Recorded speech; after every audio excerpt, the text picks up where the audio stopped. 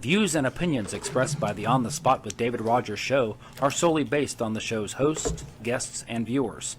We are solely responsible for all show content in its entirety and does not necessarily reflect the opinions of any sponsors in any way. These broadcasts are presented and made public by the On the Spot with David Rodgers team in the hope that it'll be entertaining and informative to our viewers and listening audience. Ladies and gentlemen, boys and girls, children of all ages, it's 7 o'clock and time for On the Spot with David Rodgers. And now, here he is, Mr. Friday Night, the show pony himself, the man, the dream, the legendary David Rodgers. Good evening, good afternoon, ladies and gentlemen. Welcome to a beautiful Tuesday afternoon here in beautiful Start, Florida. My name is David Rodgers, right along with my co-host and special guest, Sheriff Gordon Smith. Got Mike Starlin in the house. We've got Dave Holland, the Dancing Destroyer, our producer and director. No Byron Bagwell tonight, as his dad, please keep him in your prayers. His dad is in the hospital at North Florida Regional. He's getting better. We think he's got pneumonia. Little bronchitis, things like that. So they're working on him. They're going to get him better. So get better, Mr. Donnie Bagwell, because we got to go fishing. So, we got to get better so we can go fishing. No Austin Stevens tonight because he's got another prior engagement. So we're going to go on with the show. We got a lot of stuff to talk about. Of course, the breaking news coming out of Baltimore, Maryland, the bridge collapsing there this morning, I think at 1:55, wasn't it, Gordon, or somewhere in there, 2 o'clock this morning.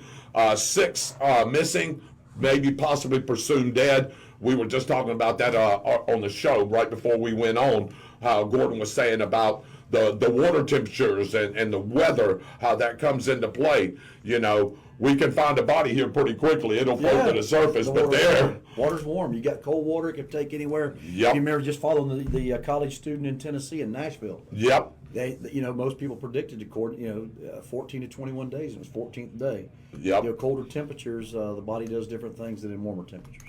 Yep, that's exactly right.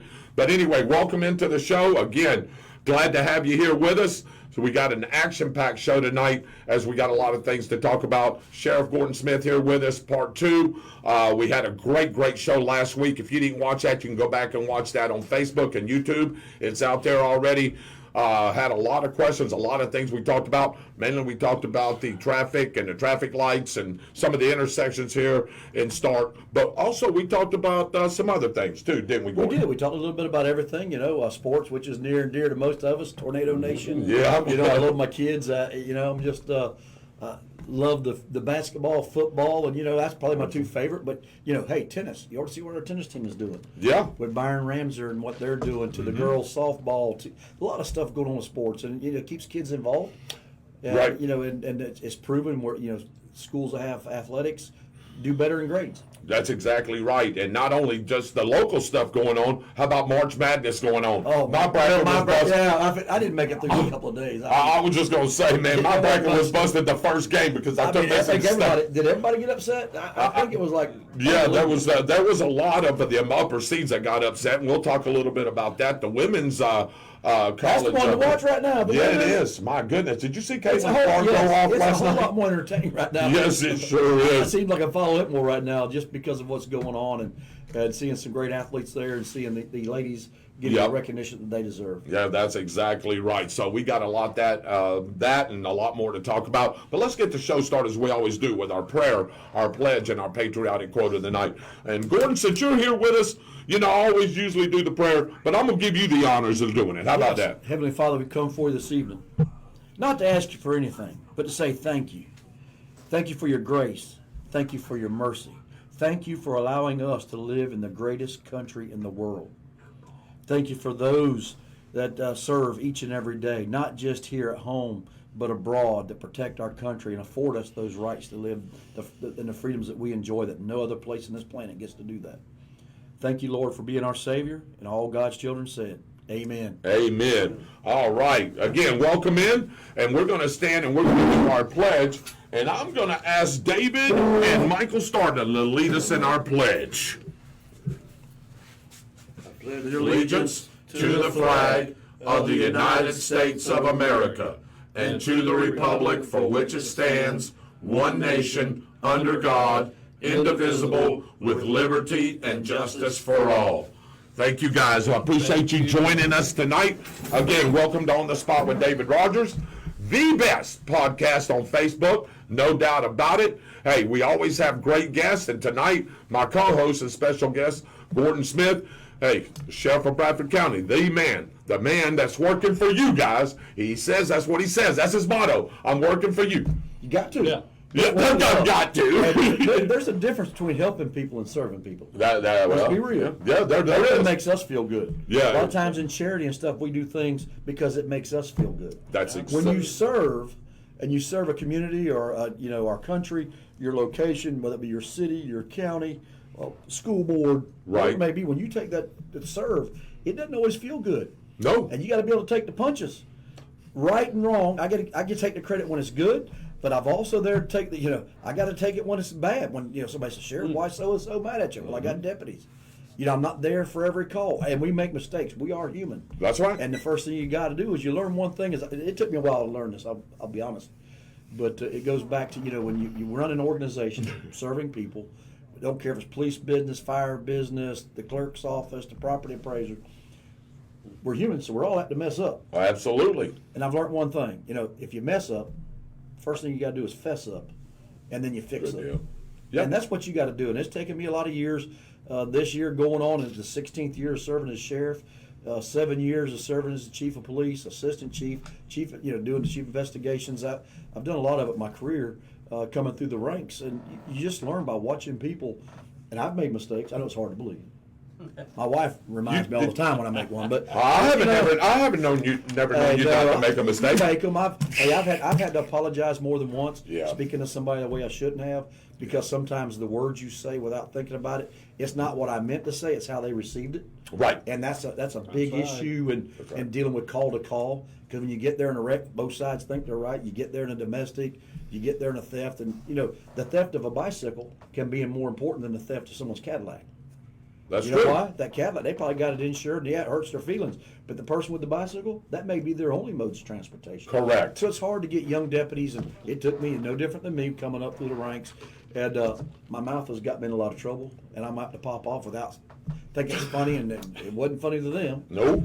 And I've had to apologize. I remember writing a ticket one time, David, and going and finding a man beating on his door, because it was more of an attitude ticket. Mm-hmm. He caught me wrong, and I caught him. It was back and forth, and I wrote the ticket for all the wrong reasons, and it weighed on me. Yeah. My conscience, sitting there Sure. going, hey. Hey. And I went Yep. back to the man's house. When he opened that door, it wasn't real pleasant. He said, "Oh, now there were some cuss words." And I'm like, and I had to suck it all up. Sure I you said, did. "Sir, I'm here. Do you have that ticket I wrote you?" "Oh, you messed up." "No, I wrote it for all the No. wrong reasons." That's right. Yeah. I would have given anybody else a warning, but I wrote it because of your attitude. And then we got, and we're still best friends this day. One of my biggest supporters.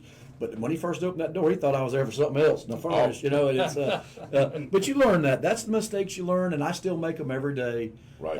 Don't read something the wrong way, and it's not what I meant. I'm gonna go back to my wife again. It's not what I said; it's how I said it. I go back and pull body cams because we have in-car cams and body cams Right. on the deputies, and I was dealing with a lady this morning, reference a deputy that showed up. She needed some assistance. She just thought he was the most rudest deputy and told me how rude he was. And I said, "Okay, well, we went and pulled the body cam," and I'm like, I don't see it. I don't see it. Yep. I thought the deputy handled it real well. Called the lady back, and I didn't actually. Captain Kevin Mueller called the lady back and explained it. And there's some things we could have done better. But at the end of the conversation, just taking that little time to look into it, Yep. changed the whole atmosphere. And we're going to do better. I don't think the deputy did wrong, but she felt it was that way. Like I said, remember, it's the receiver. Right. Right. And we've all done it. Any of us been in a relationship, our kids, our spouse, whatever it may be. The employee, if you're the boss, or maybe not the boss, but the employee, sometimes it doesn't come across as we want it to. Well, Gordon, and you sort of hit something that I wanted to preface to that, and that is, when you're working in law enforcement or fire or whatever the case may be, paramedics, it really is a customer service job.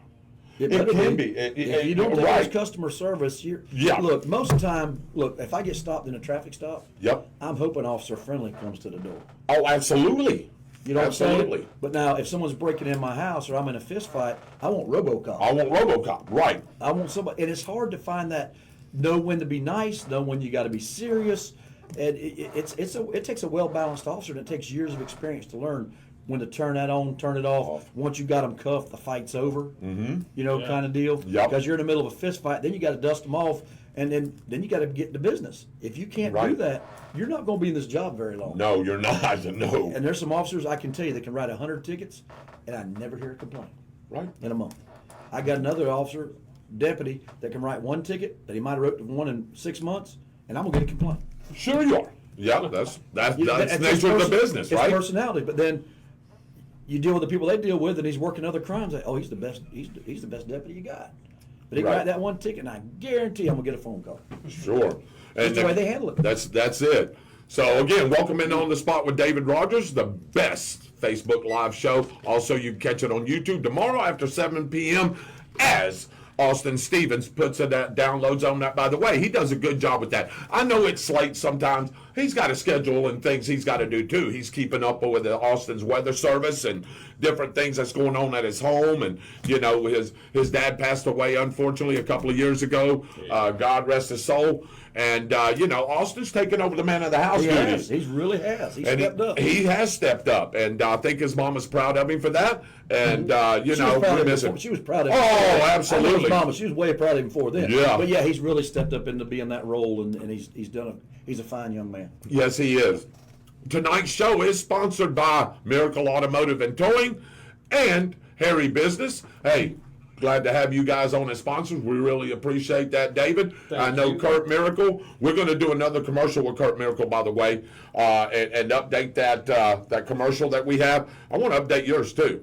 And I know a lot of other people that want to jump on board too, as well as sponsors. I get them all the time over my messenger. Something we got to talk about when we have our meeting, our business meeting, when we talk about the show and the things that's going on. If you want to be a sponsor of On the Spot with David Rodgers, very nominal, right, Dave? It's affordable, and you can get your commercial. You can get mentioned on the show. You can send that to us right there at the bottom of the corner, as Dave's got it. You can send that request to onthespot32091 at gmail.com. That's onthespot32091 at gmail.com. Or you can hit me on my messenger page. You can hit me on Facebook.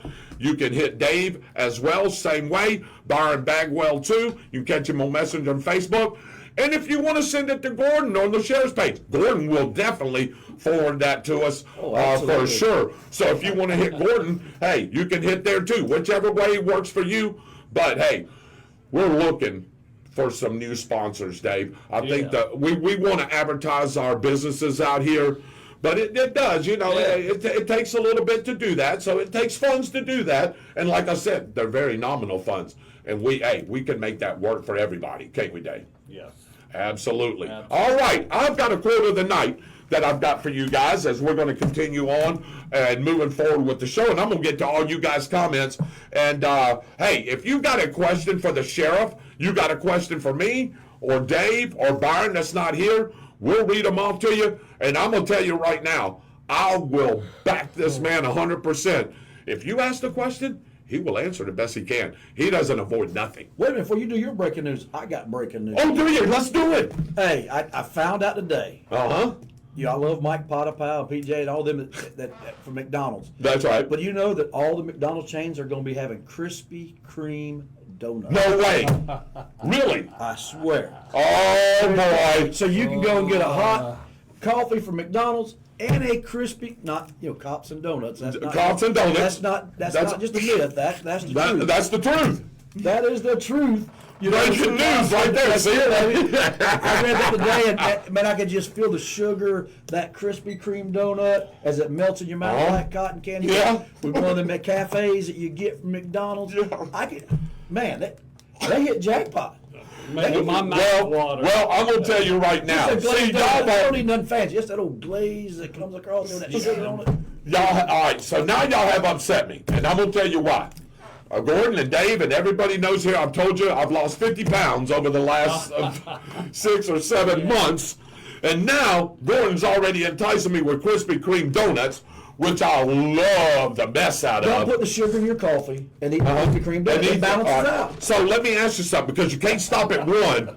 So if I eat 12 of them, I may have a problem. My wife works in Gainesville, and she knows with the grandkids, She won't get, you know. Right there on 13th Street. A dozen. She comes right down 13th, and that light's on. Yep. You got the app. Your app buzzes when yes, boy. Yes, I got the app. I do. Credit. She, you know, and when you buy from the kids, I like them fresh. It's great. You can buy the box from the kids. They do the fundraisers on. And Krispy Kreme's always been good about the fundraisers. Yes. And you buy the coupons because I don't want that box that's worth set too long. I want when you pull in there, Nice and you've fresh. been out somewhere in Orange Park or Gainesville. Yeah. And there's just something about your car. Yep. I think it's in there's GPSs or something. Yep. That thing will suck you right in there to that light. Man, it's just that. And now McDonald's. Wow. Now McDonald's. Good grief. All right, well, Dave, Yeah. I'm going to have to keep taking my medicine. I'm going to have to keep drinking those Celsius drinks because now I've got to stop eating Krispy Kreme donuts. And by the way, I go by the one in Lake Butler all the time. So guess what? I'm going to have to pull my tail in there and get me some Krispy Kreme donuts and head to Lake City when I'm heading to work. Yeah. And who I'm going to blame? The sheriff of Bradford County. One won't hurt you. I'm telling you. don't put the sugar in your coffee. I drink black coffee anyway. Yeah, We yeah. put too Porta 40 in them condiments. So black coffee is kind of like acquiring a taste like whiskey. You know, it's an Four condiments. So, you know, you learn to drink it black. And so I just figured that's the sugar I would have been. Just 1.5, maybe. That one you put back for later. Yeah, that's okay. Just one. All right. I will just have one. It's 7:17 local time. I've got a quote of the night. This one didn't come from mine. This one actually came from myself. And I'll even give you a little hint. I don't know what y'all know about theorists, but anyway, here we go. Some people drink from the fountain of knowledge. Others just gargle. He's a motivational and public speaker. He was involved in the Professional Prosthetic Education Foundation, and he is the educator for that, or was, and he was a founder of the limb, I put possible, that's not right, of the limb prosthetics. He was born on September 6, 1916, and he died December 1st of 2006. Tough one, this one. This one's pretty tough. 1916. He was born, he was, to 2006. 90 years old. Yep. Good age. Yep. I don't know if you've ever heard this guy. I'll let y'all play along. If y'all know this person, the quote is, some people drink from the fountain of knowledge, others just gargle it. He's a motivational public speaker. That's a true statement. Yeah, professional. What was the Carnegie guy? Okay. Yeah, you getting warm? You may be getting warm. He had all the educational schools he put all over the place to how to, you know. Okay. I wonder if Byron knows this one without looking it up. Don't look. He's at the hospital, isn't he? Yeah, well, he's on though. He's on. He's on. Yeah, he's on. He's on though. So Him and Dad's. I'm looking. I'm looking. I'll get to all your comments here in just a second. All right, I'll give it to you. This is a pretty tough one. Remember, because I'm asking again. Robert Anthony is his name. Robert Anthony. Yep. So that quote came from him. That's the only one I have for tonight. Let's get the show moving. Oh, you got one. Do it. I got one because it hit home this week in reading. Okay. I love to read, but it just stuck Okay. somewhere in my wisdom. Don't expect to build up the weak by pulling down the strong. And there's too much of that going on in our country. Yeah, there is. We forget about. Absolutely. people Man, make it every day. can I get a little bit of a hint? Is it a founding father? Nope. He is not. Nope. Is he American? That I don't know. That you don't know. Okay. That I don't know. Read it again. Let me go back to where I. Oh, had it. sorry about that, No, brother. I saved it. Don't expect to build up the weak by pulling down the strong. And I always relate it because I've always used this analogy of saying it's like a bucket of crabs. You ever see a bucket of crabs? One crab tries to get out, the others reach up and pull them back in. And right now in our country, we're trying to pull up, Yep. by pulling down taking away Yep. from Yes. those and pulling down. You can't do that. It never No. works. No. Nothing gets done. Is he a president? Uh, Is he a former president? yes, He is.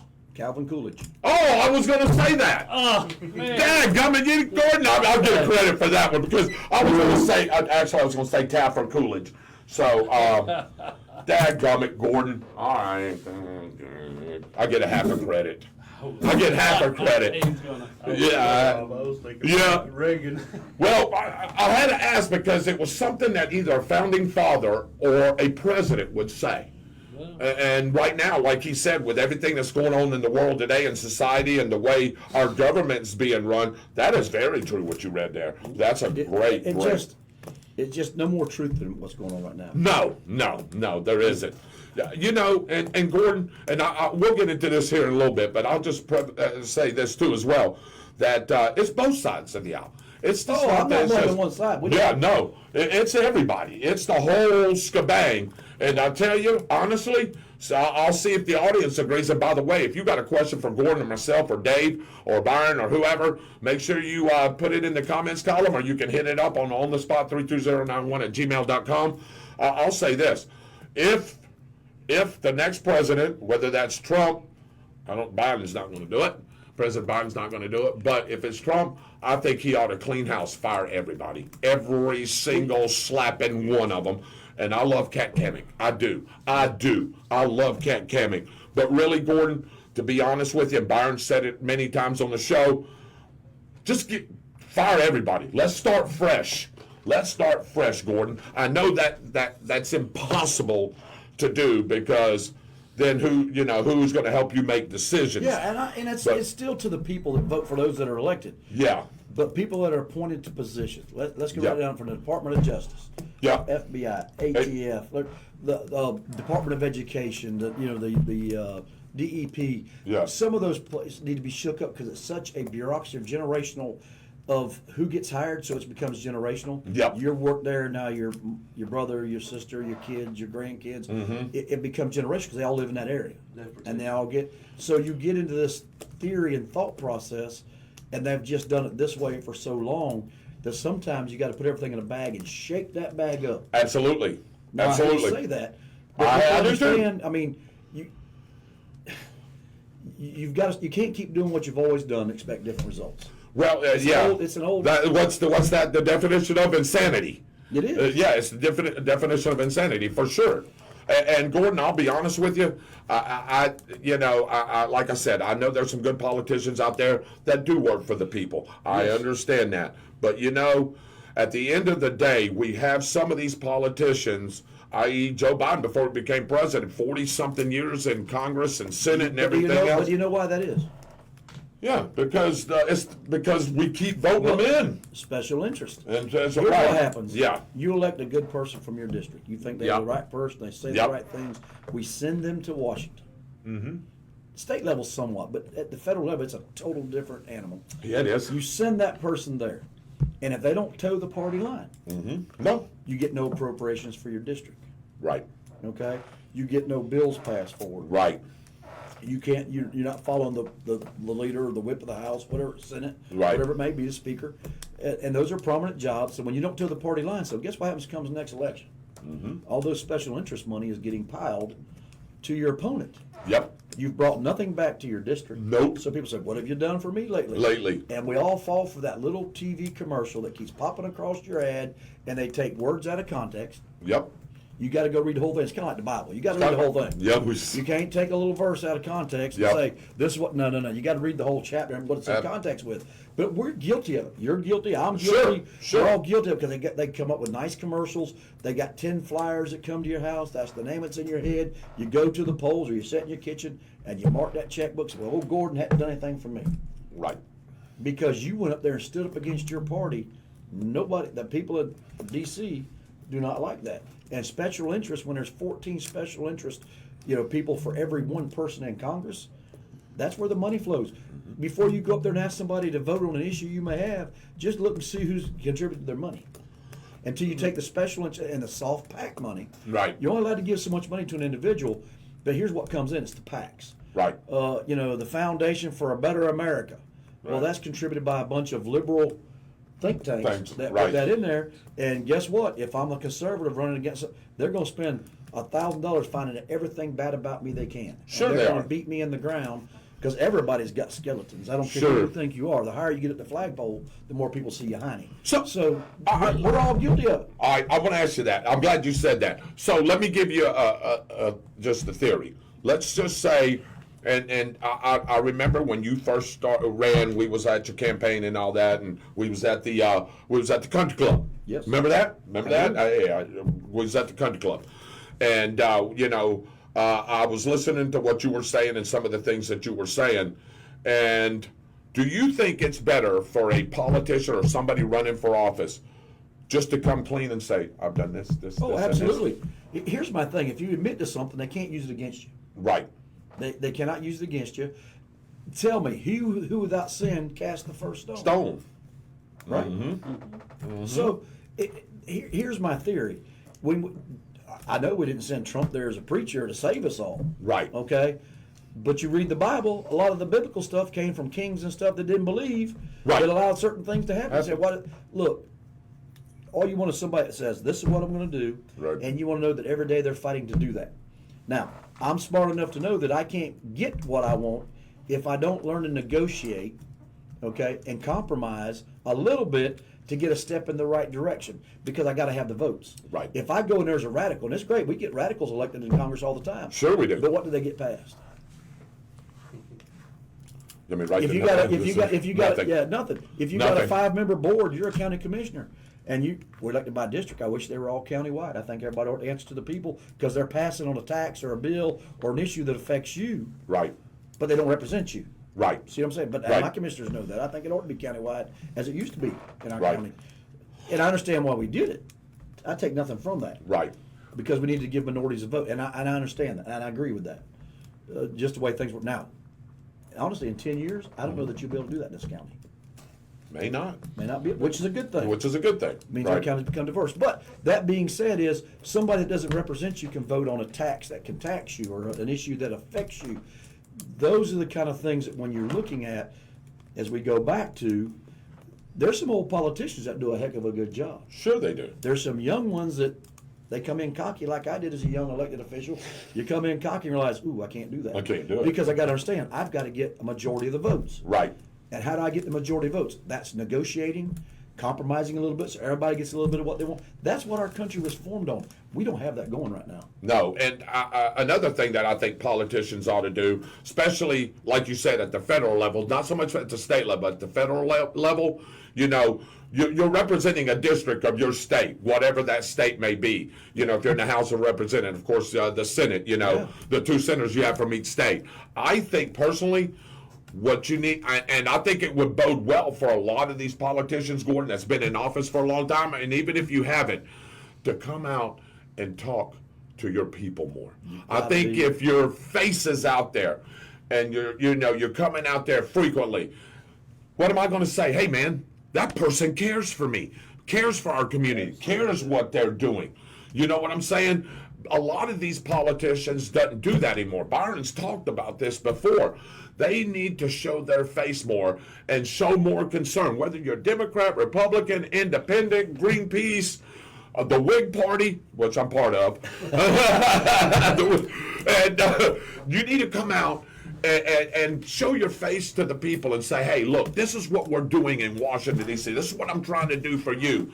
If you're a farmer, talk to the farmers. You know, this is what I'm trying to do. Whatever the case may David, be. But we've all streamlined everything. I'll give I you an agree. example. There was a wise businessman in this town that when the community state bank was being sold, he said, you got to understand, that's going to affect our community. And I said, what do you mean? I've never had enough money to really pay my bills. Me either. But he says, it takes a local finance guy, a local guy, and a banker Yep. that gives a loan officer that says, Right. farmers are rich 3 months out of the year. Right. You know, Yep. you know, the business retail are rich 4 months out of the year, and they need loans. But everything's is now based on a computer model Right. that says you can get this, you can get that, based on all these issues that go in there. But the individual sitting across the desk from you understands you may be a little different. That you've got something that's being sold. You're in a different. They can get all the real issues Issues. there. Yep. And understand that the farmer or the truck driver or the businessman, the Christmas time, he's got to get the extra money to get the loan to get the Right. stuff they need. You don't get that from a computer. No, you don't. No, you're You right. can't get No, that. you can't get that. I sat around a little while. And I said, "Ooh, okay." Now I realize what he's saying. I get that. Well, the same thing happens. There's some old politicians that have been a part of their people, their community, and they do well. Right. There's some young ones, as I said, that come in cocky, but they learn, and some don't learn. Right. And you know, you see a quick turnover, even in Congress sometimes. You got the ones that stay there a long, long time, but they're representing that district they represent. Right. Or if it's a senator, they're representing the whole state. You know, so I've seen some long-term ones like Stearns when he was there and he Sure. moved around. Yep. That's it's how we got Yoho, and then now we got Kat Kamick. So things change, and it can change. But if you don't go vote, when you get like in Ocasio-Cortez, where 14% of her district turns out to vote. Yep. Okay, let's think about that. 14% of the people are picking who they want Sure they are. Yeah. because people don't go vote. Vote. Now we're in an area that people turn out to vote for the most part. So it happens. It's voting is not only a right, it's a responsibility that you go do that. Right. Or don't complain. And everybody talks about it. We say that, but at the end of the day, the ones you see complaining the most, most time don't go vote. Don't go vote. You don't That's have, exactly and don't tell me that one vote don't count. right. I've said in this county, when I first went into office and had to oversee an election, where one vote made the difference. One vote. One vote, and everything had to be recounted. So a vote does make a difference. Let me tell you what I like about Kat Kamick, and it's tying into what you're saying. One thing I like about Kat Kamick, first and foremost, she'll go up there and bat for you. I can already assure you that. You've been with her on the border issues. She's on that particular committee. But what I like about Kat Kamick, which is your representative, by the way, she will hold town hall calls and meetings on a regular basis. I get notified when she's on. You can call in. I think it's an hour and a half or whatever, and whatever, she will answer every question that is presented to her. And if she doesn't know it, she will find out, and she will get back the next time. Kat Kamick, I do believe, is working for the people. Seen her today, And- speaking at the Women of Distinction. Okay, she was there today? She was there, sir. Boy, I tell you, I wish I would have known, because I'd have invited her to the show with us, man. I'd have loved to have Gets her. around. She doesn't. Oh my You've gotta gosh, be we with love people. her, man. We love We've got her. people in Congress. Is she home right now? I Or did didn't she get- just I didn't call get- in for this? I didn't get a chance. Well, to we're talk going to her. talk about this anyway. I got so. called away and another issue, but Yeah. like I say, The Krispy Kreme donuts, is it? oh yeah, that was breaking news. You look at it and you see what's going on in our country. Yeah. And we talk about that, and some people don't even live in the district they're elected in, representing people, because to them it's a job. To them, they're seeking opportunity, when in retrospect it should be an obligation. Gation. Yep. And that's what makes the difference. And you can look and tell, if you watch anything in politics, you can tell those people that look at it as a job, and some people that look at it as an obligation of serving their community, and they're there for the right reasons, and they're still fighting the fight, and they have to fight to get airtime. They have to fight to get, look at the poor leader of the Democratic Party in the House right now. Yep. He gets very little TV time. They're still showing Nancy Pelosi. I'm like, don't they have a new Speaker of the House? Yeah, they do. She's They're now the supposed minority. to. She's he's the minority Yeah, leader of the right. House right now, not Yep. the majority. But the minority, we still keep seeing her, and I'm going, what's going on with this? Yeah. You know, To me, she's old news. yeah. Yeah, the old news. So what does She's that- not even so what does that relevant. say about those networks? Yeah, They that's. don't go to the minority leader of the House and ask him the questions. They're going to Nancy Pelosi. It's crazy to me. Again, that's the mainstream media. That's social media feeding in to all this. Feeding into all this. You see what I'm saying? They want to keep. All right, what has Nancy Pelosi done lately? Can you tell me? I can't tell you nothing. I can't tell you nothing either. Unless That's what I'm Byron knows something. But they keep I can't interviewing tell on you TV, nothing. and she's not even a minority She's speaker of the not House. right. Yeah, why are they interviewing Why her? don't this other guy is young. He's not that young, but he's middle aged. He's a good looking guy. He's well spoken. Right. You know, that represents his party. Yep. And they're not asking him any questions. So- I watch all the news channels because you got to get all sides of the story. Yeah. But I'm just at a loss for that. I'm kind of dumbfounded. I got you. Welcome in on the spot with David Rodgers. I am David Rodgers, your host. Right along my co-host tonight and special guest, Sheriff Gordon Smith of the Bradford County, the home of the tornadoes.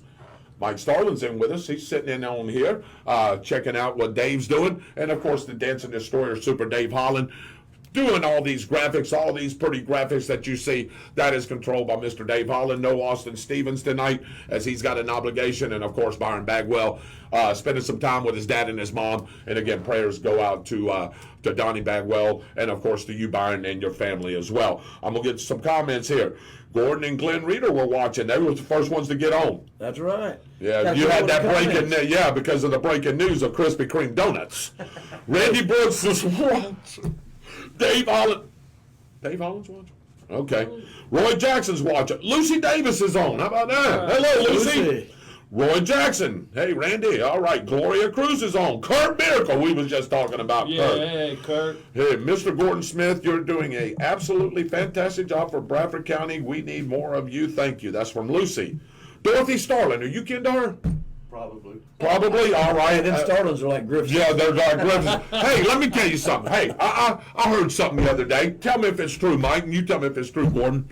I heard there's a plant in Beaufort, South Carolina, that manufactures Griffiths and Starlings and Crawfords. There is. Is there? Right alongside the interstate. Yep, they manufacture them. We started to turn around one day and burn it down. I said, that's where they've been produced all. That's where they've been produced. I said, man, it's like we're letting the birds down. I can't say that. They're my friends. They're my friends. We love them. It was just a joke. I love them, man. Yeah, I love them. Dana Bell's on. Hey, Kurt, how you doing? Byron's on. Good evening, brothers, sisters, patriots, infidels, and miscreants. Raymond Roden's watching. Good grief. Is he on his meds tonight? I don't know. My man, what's going on, Ray? Timothy Lee, Lucy Davis. Them things make your thighs fat. Talking about children. Fatter. Yeah. Lisa Moody Tomlinson's on again. We love good evening to you. Donnie Thornton's on. Gordon, Byron said that's not right mentioning the crispy. Hey, that was like the breaking news. I listened to Fox. That's the breaking news. That had to be breaking news. Yeah, it is. Scott Munnings, my buddy, he's watching. Eric Cagle plays trivia with us on Thursday nights. Gordon, I think it's impossible to eat one Krispy Kreme donut. It is, but if you just take one bite out of the next one, it kind of, when I go to bed at night, I'll say, just one bite. The rest of it will be there in the morning. Yeah. But I got the rest will be there in the morning. Yes. What, the rest of the dozen? Well, if you leave a little bit, that means you're not overeating. So you always leave a little on the plate so you haven't overeaten. Good. Have they started that yet? It's supposed to be coming in the near future. They said the exact date knows, but it's going nationwide. It's one of those, not a test, it's supposed to be going it's nationwide. Yeah, all right. Sheila Stewart Evans is on. Darlene Norman Shockley's on. Joey Schufert's on.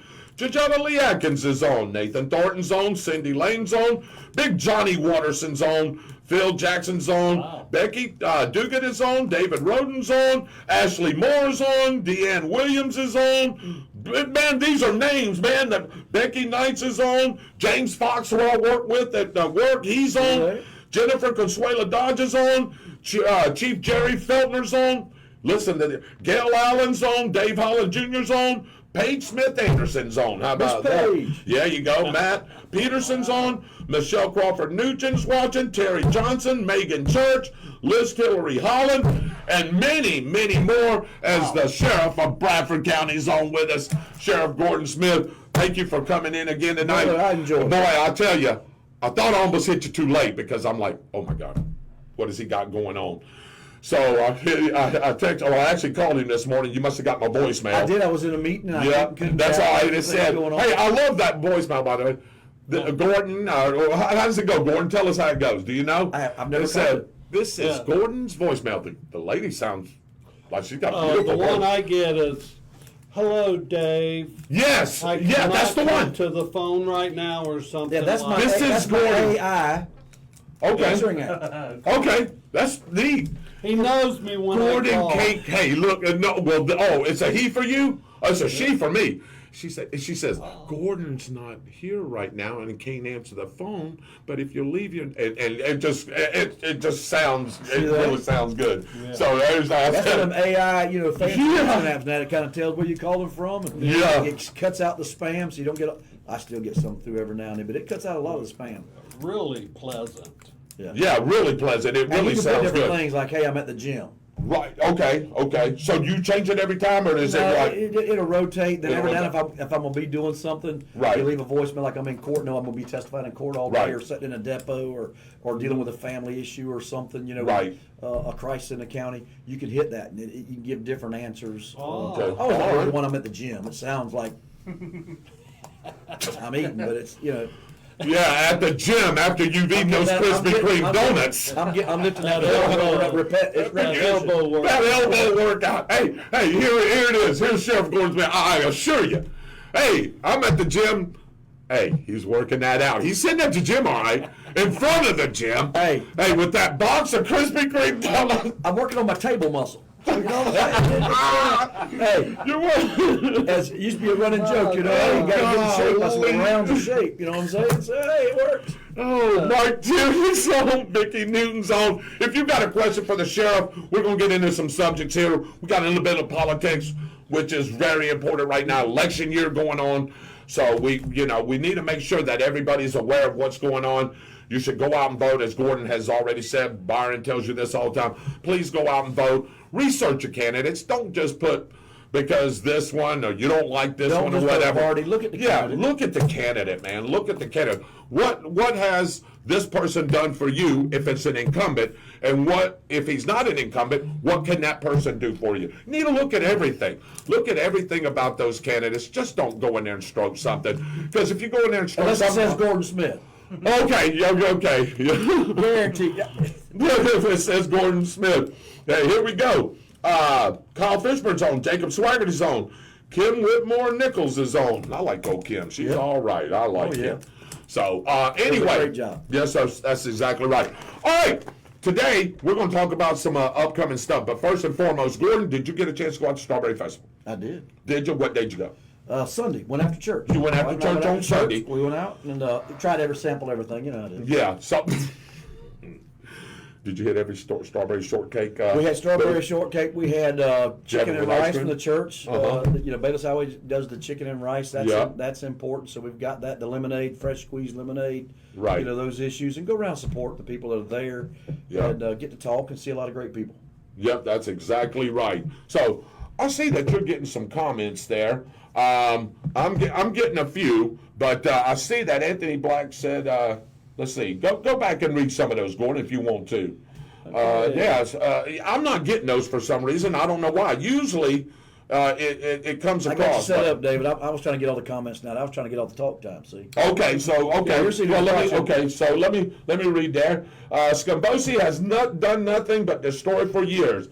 Her policies have destroyed the one beautiful city of San Francisco. I'll agree with that. Glenn Reeder, prayer for the Bagwell family? Absolutely. Pelosi proposed a bill that would give members of Congress $2.5 million each for home security.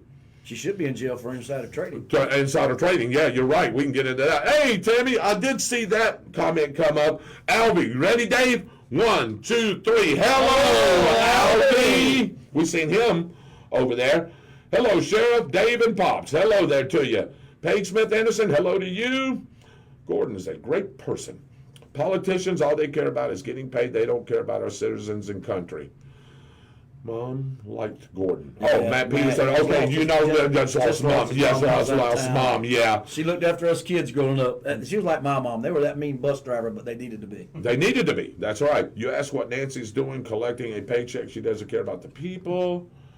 And what is that extra say? We need Sheriff Gordon, Sheriff of Polk County, Florida, and Sheriff Jones of Butler County, Ohio, and one more to get the 4 horsemen in the White House and straighten them fools out. That come from your son, by the way. I believe that. Oh, man, that would be awesome. Great people. Hey, are you and that sheriff down there pretty good friends? Oh, yeah. Been friends a long time. I figured. We talk. He's a true what you see is what you get. Yep. He worked through the ranks. He's been a cop. That's all he wants to be is a cop. Right. Very good Christian man. Yep. No holds barred. Nope. He's what you see is what you get, right? Yeah. He believes right's always going to be right and wrong will never be right. That's what he told me. Okay. Well, there you go. So we could get the 4 horsemen. We'll band the 4 horsemen together. And heck, man, hey, I'll be J.J. Dillon. I'll be the manager of them. There you go. Shoot, they probably manage me on out the door. But anyway, let's see. I just heard the end of something. Yeah, Byron's dad is in the hospital. Everything seems to be okay. Just send out some prayers for him. He's getting a lot better as time goes. So he should be up and running because we need to go fishing. Matt, I have gotten many cards from your mom over the years. Yes. Yep, and that's exactly right. And so did my kids, by the way. All right, several things coming up. But anyway, we mentioned the Strawberry Festival. It was a really good event. We was out there Saturday, Gordon. I didn't get a chance to see you. We did the car show.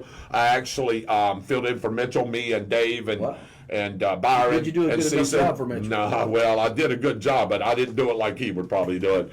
But I go out there with him on these car events. I usually judge. Peculiar about that. He is, and he just didn't leave it with anybody. He asked me if I would do it, so he must have had some trust in me to do it. He did. That says a lot. Yeah, he was racing at the Gainesville Raceway, so that says a lot because Mitchell is peculiar about his car shows.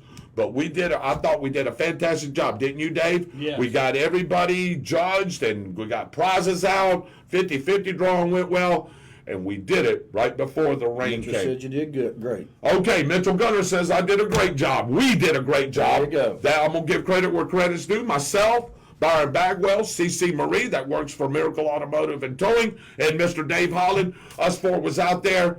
I tell you, we had a good turnout. There was 2 or 3 car shows going on. Mitchell was a little worried about what we were going to get because they was having one at Northside too. Did you know that? They No, was I did having not. a car show at Northside. There was a couple of them going on in the area, but we still had 18 cars there. People were coming and checking it out. It was really a good turnout, and appreciate that, Mitchell. I just hope we did a good enough. I didn't do as good as Mitchell Gunner, but hey, we filled in and we made it happen, brother. Got the job done. Got the job done. So it was a great turnout. I know Saturday before that rain came, Gordon and Dave seen it too. That place was packed. Oh, That place was Sunday we absolutely got there after church, and I'm telling you, you could see the crowd coming in behind us. really. Beautiful. Well, Weather was beautiful. It was a little cool, but I liked it that way. Yeah, oh, It wasn't yeah, I cold, think- just a little cool. You were able to talk and not sweat and sing. I seen a lot of people I hadn't seen in a while, which is always good. But the food, when you go and support your locals like me, Right. the wife wants to make sure we go down Sure. and get something from Bayless Highway Church, the Yeah. chicken and rice, and you got to always go for a strawberry shortcake. You got to do all those things, and that's important. It is You know, very support. important. They got the other vendors out there, but we kind of got our. I'm a little local, I guess. Yeah, sure. And you want to support that, but you had some local people out there, but you had some people doing some neat things. Mm-hmm. Something to spend money on. Right. Kind of stuff that you just can't find in every shop that you go to, and it's nice to find those different things you want in your house, whether it be candles, something handmade, hand painted, something for your grandkids. It was all there. Look at here. As a matter of fact, we got some got a few pictures. photos. Yeah, we got a few photos. And while Dave's going over that, Matt Peterson, I heard you did a great job too. Matt Peterson was doing the sound Yep. and playing music. So great job to you. Yes, you were there. Thank you, man. I appreciate that, Matt. The cars were very cool, Byron said. Mitchell said he never had a doubt. It just warms my heart that when he told 50-50 he goes for this Stable Kids, that was a blessing. Thank you. So, yeah, absolutely. It's about, here we go. There's the Strawberry Queen, the Yep. Strawberry Princess, and the Yep. Strawberry Shortcake. That's it. I'm Yep. telling you. Those young ladies are very beautiful. They're standing right there in front of the Sheriff Gordon Smith. What is that, Sheriff? That's Is the that- mobile command That's the post. mobile command post. You got 2 of them, don't you? We got that. We call it the bread truck. The other bread one. truck, That's yeah. more. It's more outfitted. You roll up Yeah. with it. It's got all the equipment, extra stuff that we may need. Right. The command post when you're gonna be somewhere for a long time. It's got all. It looks like an old Winnebago, but inside is state of the art technology that we can fly the drones and watch it sitting there on the big screens. We can Yep. bring in a bunch of phone calls. If the 911 goes down, we can set up anywhere. In case of a train derailment or something, and answer all the 911 lines. So it's pretty unique. And I want to give credit where credit's due too. During Friday night football games, and I know he does some other events. Michael Heater usually runs that command post for He you. does. He brings that He truck does. there, and he sits there and makes sure everything's He's going faithful. on. He is very faithful. He is faithful. Michael Heater does a great job with that command post and flying some of those drones and things that he does there for you guys. You got But a pilot license to fly a drone. I've never passed that test. Not me either. I don't. Michael Heater told me he didn't know how he passed it either, but he did. So he's flying those drones.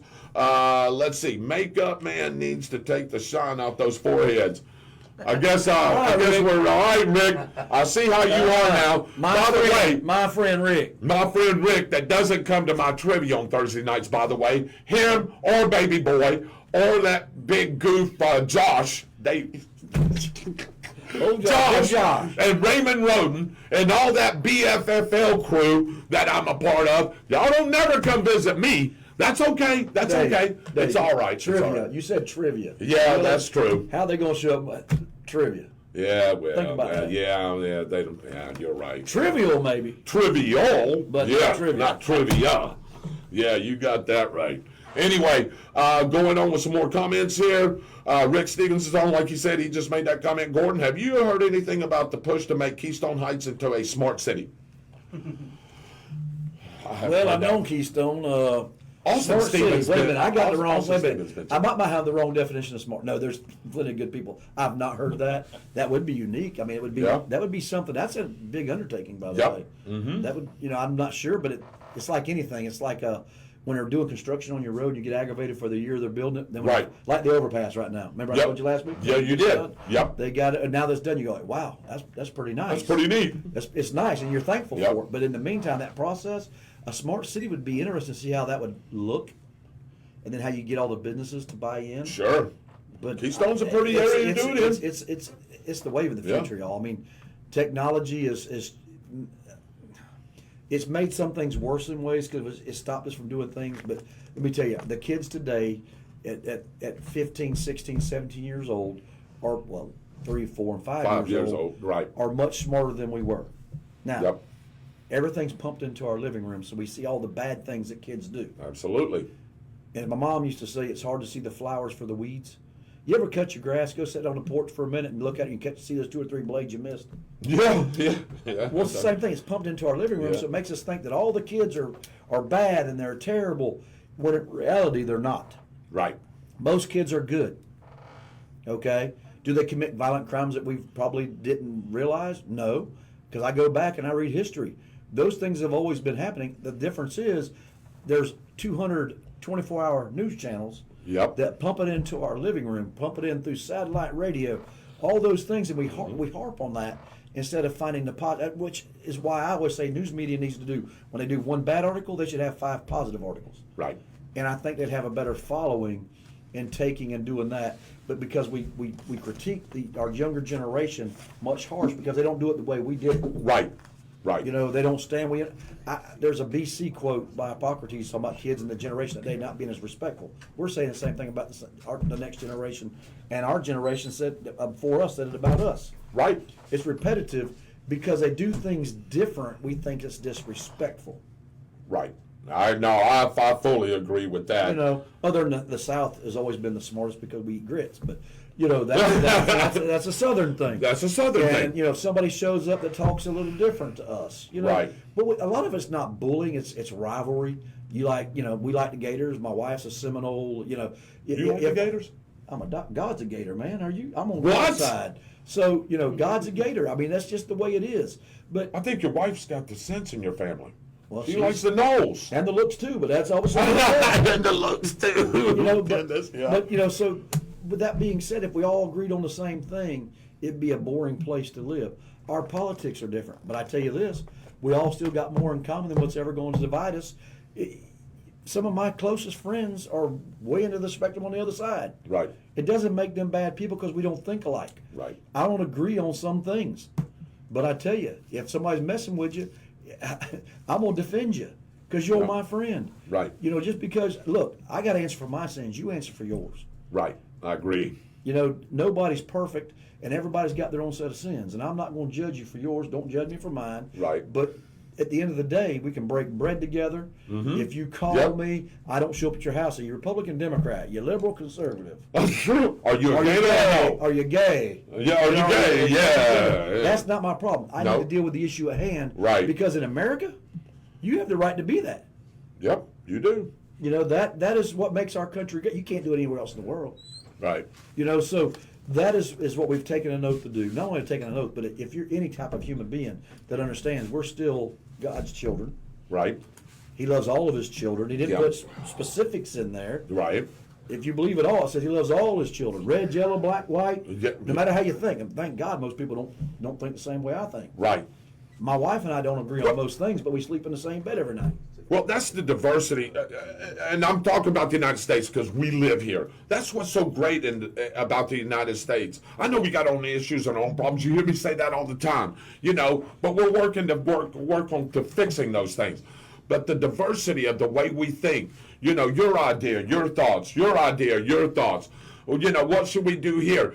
And that's what makes this so great because everybody can input their ideas, their thoughts. Mine's going to be different than yours. We may agree on some things, but we may differ on some things. And that is what makes this country so great, is the diversity of the people and the way that you think and express your thoughts. Again, like I said, we're not always going to agree with everything, but hey, also we can also come to a compromise. That's what's not going on in Congress. Congress right now. That's not going on in our Capitol. It needs. Look, I don't believe in abortion. I don't believe in it.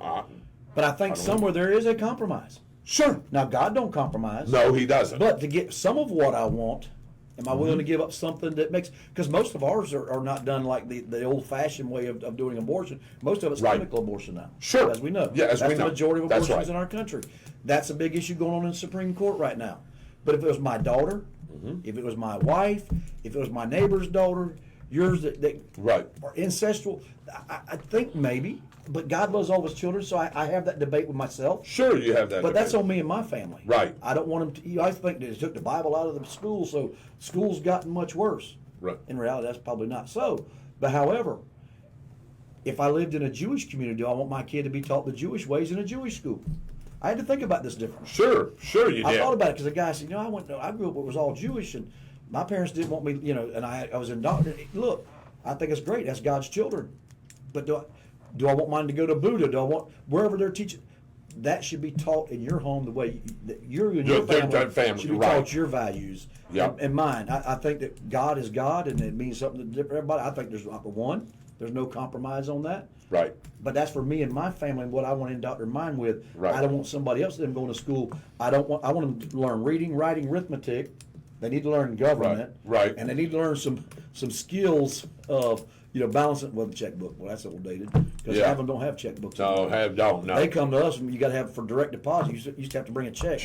Now they bring these card things. That's done the same. Exactly. These kids never see a checkbook. No. You know what I'm saying? So those are things they should be teaching in school. Don't indoctrinate my children with anything but the basics of what they need to have, and everything else comes from life. Right. And what you believe in your family, your values, and if you don't, you're being raised. Those are things that you pick up in life and you learn. Because what I thought about at 18 is not the same way I think at 50. Right. That's life. That's life experience that you can't read in a book. And as I said before, what you said, you said, hey, I believe in God. I don't believe in abortion. You can say that. You should be able to say that with your amendment rights that, hey, was granted by our founding fathers and fighting for this great nation. You can say that, but you're not pushing it on him or me or him. That's your opinion. You just stated your opinion. I may say, Gordon, you know what? I don't agree with that abortion thing. You know what I mean? And maybe we can have a little talk about it, and we may not come to a compromise. Maybe we will. That's what the beauty of the whole But the thing about it, we're still going to be friends if you call us. Oh, absolutely. I'm going to be there. You're going to be there. You're not going to remember. Me and my brothers fight more than anybody. Right. You know me and my brothers. Yeah. We're at total different ends all over the spectrum. Right. But if they call me right now and say, I need you. I'm ready. I'm going. I'm going to go. No different if David called me or anybody else. Yeah. That's what makes us great in America. I went to FBI Academy with a guy from Pakistan. Yep. And we got to talking religion. He's very deep Muslim. But he wanted his country to be like America. He said, there's more Christians in our country than you would believe. I said, well, he said, but you can't have a church and get blowed up. Right. It has to be done in secrecy. We shouldn't have to do that. Those are type things that you don't understand until you talk to other people from other countries. Right.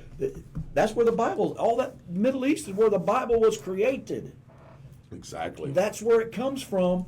And there's tons and millions of Christians there. They can't put up a church. We can have a church, a Methodist church across from a Baptist church, across from a mausoleum, across from, the mausoleum, Lord. A mosque. A mosque, yeah. Floridian slip there. Yeah. But you can have all that together. Nobody's shooting each other outside the church. Nope. Yeah, I don't care. That's the freedoms our country enjoys. Nobody in the world gets to enjoy but us. And what that guy just told you, that, hey man, I wish we could do what they want to be, and they're Muslim. They want to be. I've got friends that are Muslim. I got gay friends. I've got people that are. They're my friends, and if they call me, I'm going to go. Yep. You're not going to remember that they're gay. Who cares? Who cares? I got family and friends. When you get that call, when you get that call, are you saying, "Oh God darn, he's gay"? No. Who cares? You're going. He's in trouble. She's in trouble. They pat me on the butt and say, "Good game." Good game. Yeah. Don't. Yeah. And they're not. I mean, that's out of mutual respect for who we are, and that's what makes our country great. And when we start getting away from, but we start individualizing things politically. Yep. You're right. We start individualizing things politically. Mm-hmm. Last time it was student debt. Now Yep. it's reparations. We try to Right. do things that'll drive. Because remember, majority of people are single issue voters. Yep. Yep. Single issue voters. They do enough polling that they understand, whether it be abortion, whether it be reparations, whether it be college student debt. You know, I wish someone would have paid mine off. Mm-hmm. I worked hard and I paid mine off. Mm-hmm. My daughter's is paid off. Now my son said he's getting a career job. I get it. Thank goodness. Mm-hmm. You know, do we do college funds for the grandkids? You know, but I'm not saying college education is for everybody. Vocational is just as important as an academic degree. Or how about serving your country, going to military service? Less than 1% of our people serve our country. Less than 1%. Ever serve the 2-3 years commitment. God for that 1%. You know, but thank Oh, it's yes, not a lot. sir. Absolutely, How many's Mike. died for that freedom? Freedom's not free, as we all know. No, but, it isn't. But it goes back to we are still the greatest country in the world. And I Yep. had a gentleman one time approach me, somebody that caught me totally off guard, that I have a lot of respect for, caught me one day and says, how do you say we're the greatest country in the world? I had to think for a minute, and it's unusual for me to get caught off guard. For sure, yeah. Pretty fast with the lips. You know, Yeah. it gets me in a lot of trouble. He got you for a And second. it got me for a second, and I thought, I said, well, I tell you what, you pick one of the other countries you like better, and I'll buy you the ticket. Sure. We'll send you there. Yeah. It won't be long for your home. No, you're right about I that. want to come home. I mean, why do you think people are fluctuating, just bombarding our borders? Because we are, and I get that. But we're a country of law and order. If you don't have a country. Exactly. You got to have a border, and there has to be a right way. When I've got friends that are having to go back and forth to their countries to do all the right things to become a U.S. citizen, Yep. and I've helped people here Yep. that get Sure. their citizenship, and there's nothing more proud to be able to go there and know that they've learned more about our country to get that citizenship than our kids are learning in our schools. I I'm have a glad problem you with said that. I have Yeah. a problem with that. Have you seen the test that they give you to be a U.S. I've citizen? only seen it. I've been there to watch them raise their hand, swear an oath Swear- to our country. Yeah. And the stuff that they've had to go through years and years. Yeah. We've got dear friends of our family that are in the process. And Yep. I've got a couple of, it amazes me that they work so hard to do everything the right way. Yep. That's it. That's it. Again, welcome in on the spot with David Rodgers. We're at the 8 o'clock hour, ain't we, David? Just a little after the 8 o'clock hour. Sir. Yes, sir. Welcome on the spot again with David Rodgers. Continuation of the show. We've been going a little over an hour right now. Special guest and co-host this week, Sheriff Gordon Smith of Bradford County. Also in the house, Mike Starling's helping Dave Holland out, the Dancing Destroyer, our director and producer. No Austin Stevens tonight. We'll get to the weather here in just a little bit. And Mr. Byron Bagwell is out with his dad and his mom. And again, say a prayer for Mr. Donnie Bagwell. Love that man. I tell you, we go eat breakfast every Sunday, Gordon, over at Granny's. And we hardly ever miss one. And we have a good time there. We fellowship, like you were saying, we fellowship and we talk about different things. And I want to get better so we can come eat breakfast. And, of course, you know, hey, go fishing. And I'm going to get some of your comments in just a second. Matt Peterson, I'm the DJ and part of a car club in Jacksonville of Orange Park, or Jack's Orange Park area. We do shows for locals with cancer. We're planning a big show for October. The club name is Cars of Purpose. So look, if you're into, of course, I'm assuming he picked October, Breast Cancer Awareness Month, of course, you know, and other cancers that affect us. So Matt, if you need some help on that, I'm sure Mitchell Gunner would probably help you. I don't know if he does or not. I'd be willing to help you as well. There are some major concerns about privacy, Byron says. After the awards and other items, Mitchell said, were paid for, the rest is going to community and schools of Bradford County, $287 going to CIS. That's a Perfect. perfect program. perfect. They had, was it last night they had a bingo? I think so, wasn't it? I think so. Yeah, I think you're right. My oldest daughter, Kristen, which Gordon knows and everybody knows, she was a part of that, taking stock in children at that time. I know it's a little different name, and she got a scholarship and everything, and you know she used it well. Look, man, that is a great program, and I'll support it each and every time. Benny Jackson's on Dwight Island. That's why I don't watch the news. I'm glad you said that because I was going to tell Gordon. I don't know if Gordon does or not. I don't know if Mike does or Dave does. But I'm going to tell you right now, honestly, dude, I don't watch the first 10 or 11 or 12 minutes of news. And I try to get my news, like you said, off of, off my phone, coming through, the alerts and things like that. Because it's nothing, especially if you're watching Jacksonville news or Gainesville news. It's some kind of burglary, some kind of armed robbery, some kind of murder, some kind of rape. It's some kind of something That's for where the first 11 minutes. But you know what, Gordon? To the public eye, to the main public eye, it sells. Negative news sells. It does. It sells. That's what drives, that's the reason I wish there was some kind of, you can't restrict. We have freedom of speech. You can't restrict that, but if the legit news site companies that were out there, if for every one negative, they had to put 3 to 5 positive stories, which there's a lot of good stuff. Most people don't know the positive stuff going on in the community because they're overwhelmed by the headlines. It doesn't matter if it's the local newspaper, whatever, that tragic incident, it all seems to go. If it's the bad news, it's the headlines, above the fold, as we call it. Above the fold, It's above the fold. Everything is above the fold. That's above the fold. That's not where you want to be. No, you don't want to be there. You're right. It's the sad part, but that's the high dollar section of the news. Glenn Reeder, not just only mainstream media, but social media as well. Oh, God, hey, yes. I can tell you this. If something happens right now, we're doing a show, me, you, and Dave, and we're here in an enclosed studio.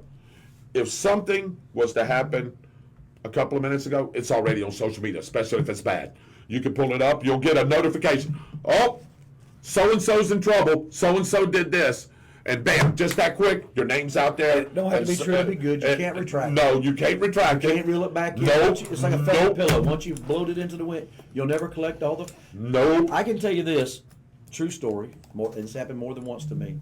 I can be en route to a scene. Now, back in when I first started law enforcement, you have to go beat on doors and deliver bad news. Deliver bad news. Majority of our bad news is delivered on the scene because we expect them to come arriving because of, and I've been driving to a scene and had one of my own family members call me and ask me who the two people, was it the two people, you know what I'm saying? Right. I had a shooting in my community. I left the Florida Sheriff's Association in Orlando, was on the interstate driving home when I had my son call me about his friend, one that we shot in a shooting incident.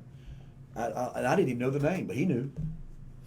You know what I'm saying? Sheriff, we're trying to get that. But my son knew because it was just that fast, instantaneous with a touch of a button, that the name was already out there. Or you see people post it on media, the first thing they say, well, who was it? A lot of times we hadn't had the chance to even deliver that message to their family or loved ones. And that's crucial. That's critical so they get the facts of what we know, because everybody speculates. When something happens, I'm guilty, you guilty. Sure I am. Sure. Certain things run in my head. Yep. I've been in this job too long, and you go, Things that make you go, right? I have to do that because I'm casting a judgment without the facts. Right. We had an incident happen on Monday, and I called a supervisor in another department and said, this is probably going to be an issue. Today I'm dealing with that issue. See? It was more bigger than we thought, and I got called away. I was at the thing for Chrissy Allen, recognizing her for the Women of Distinction. Which I'm going to let you talk about that here in just a second.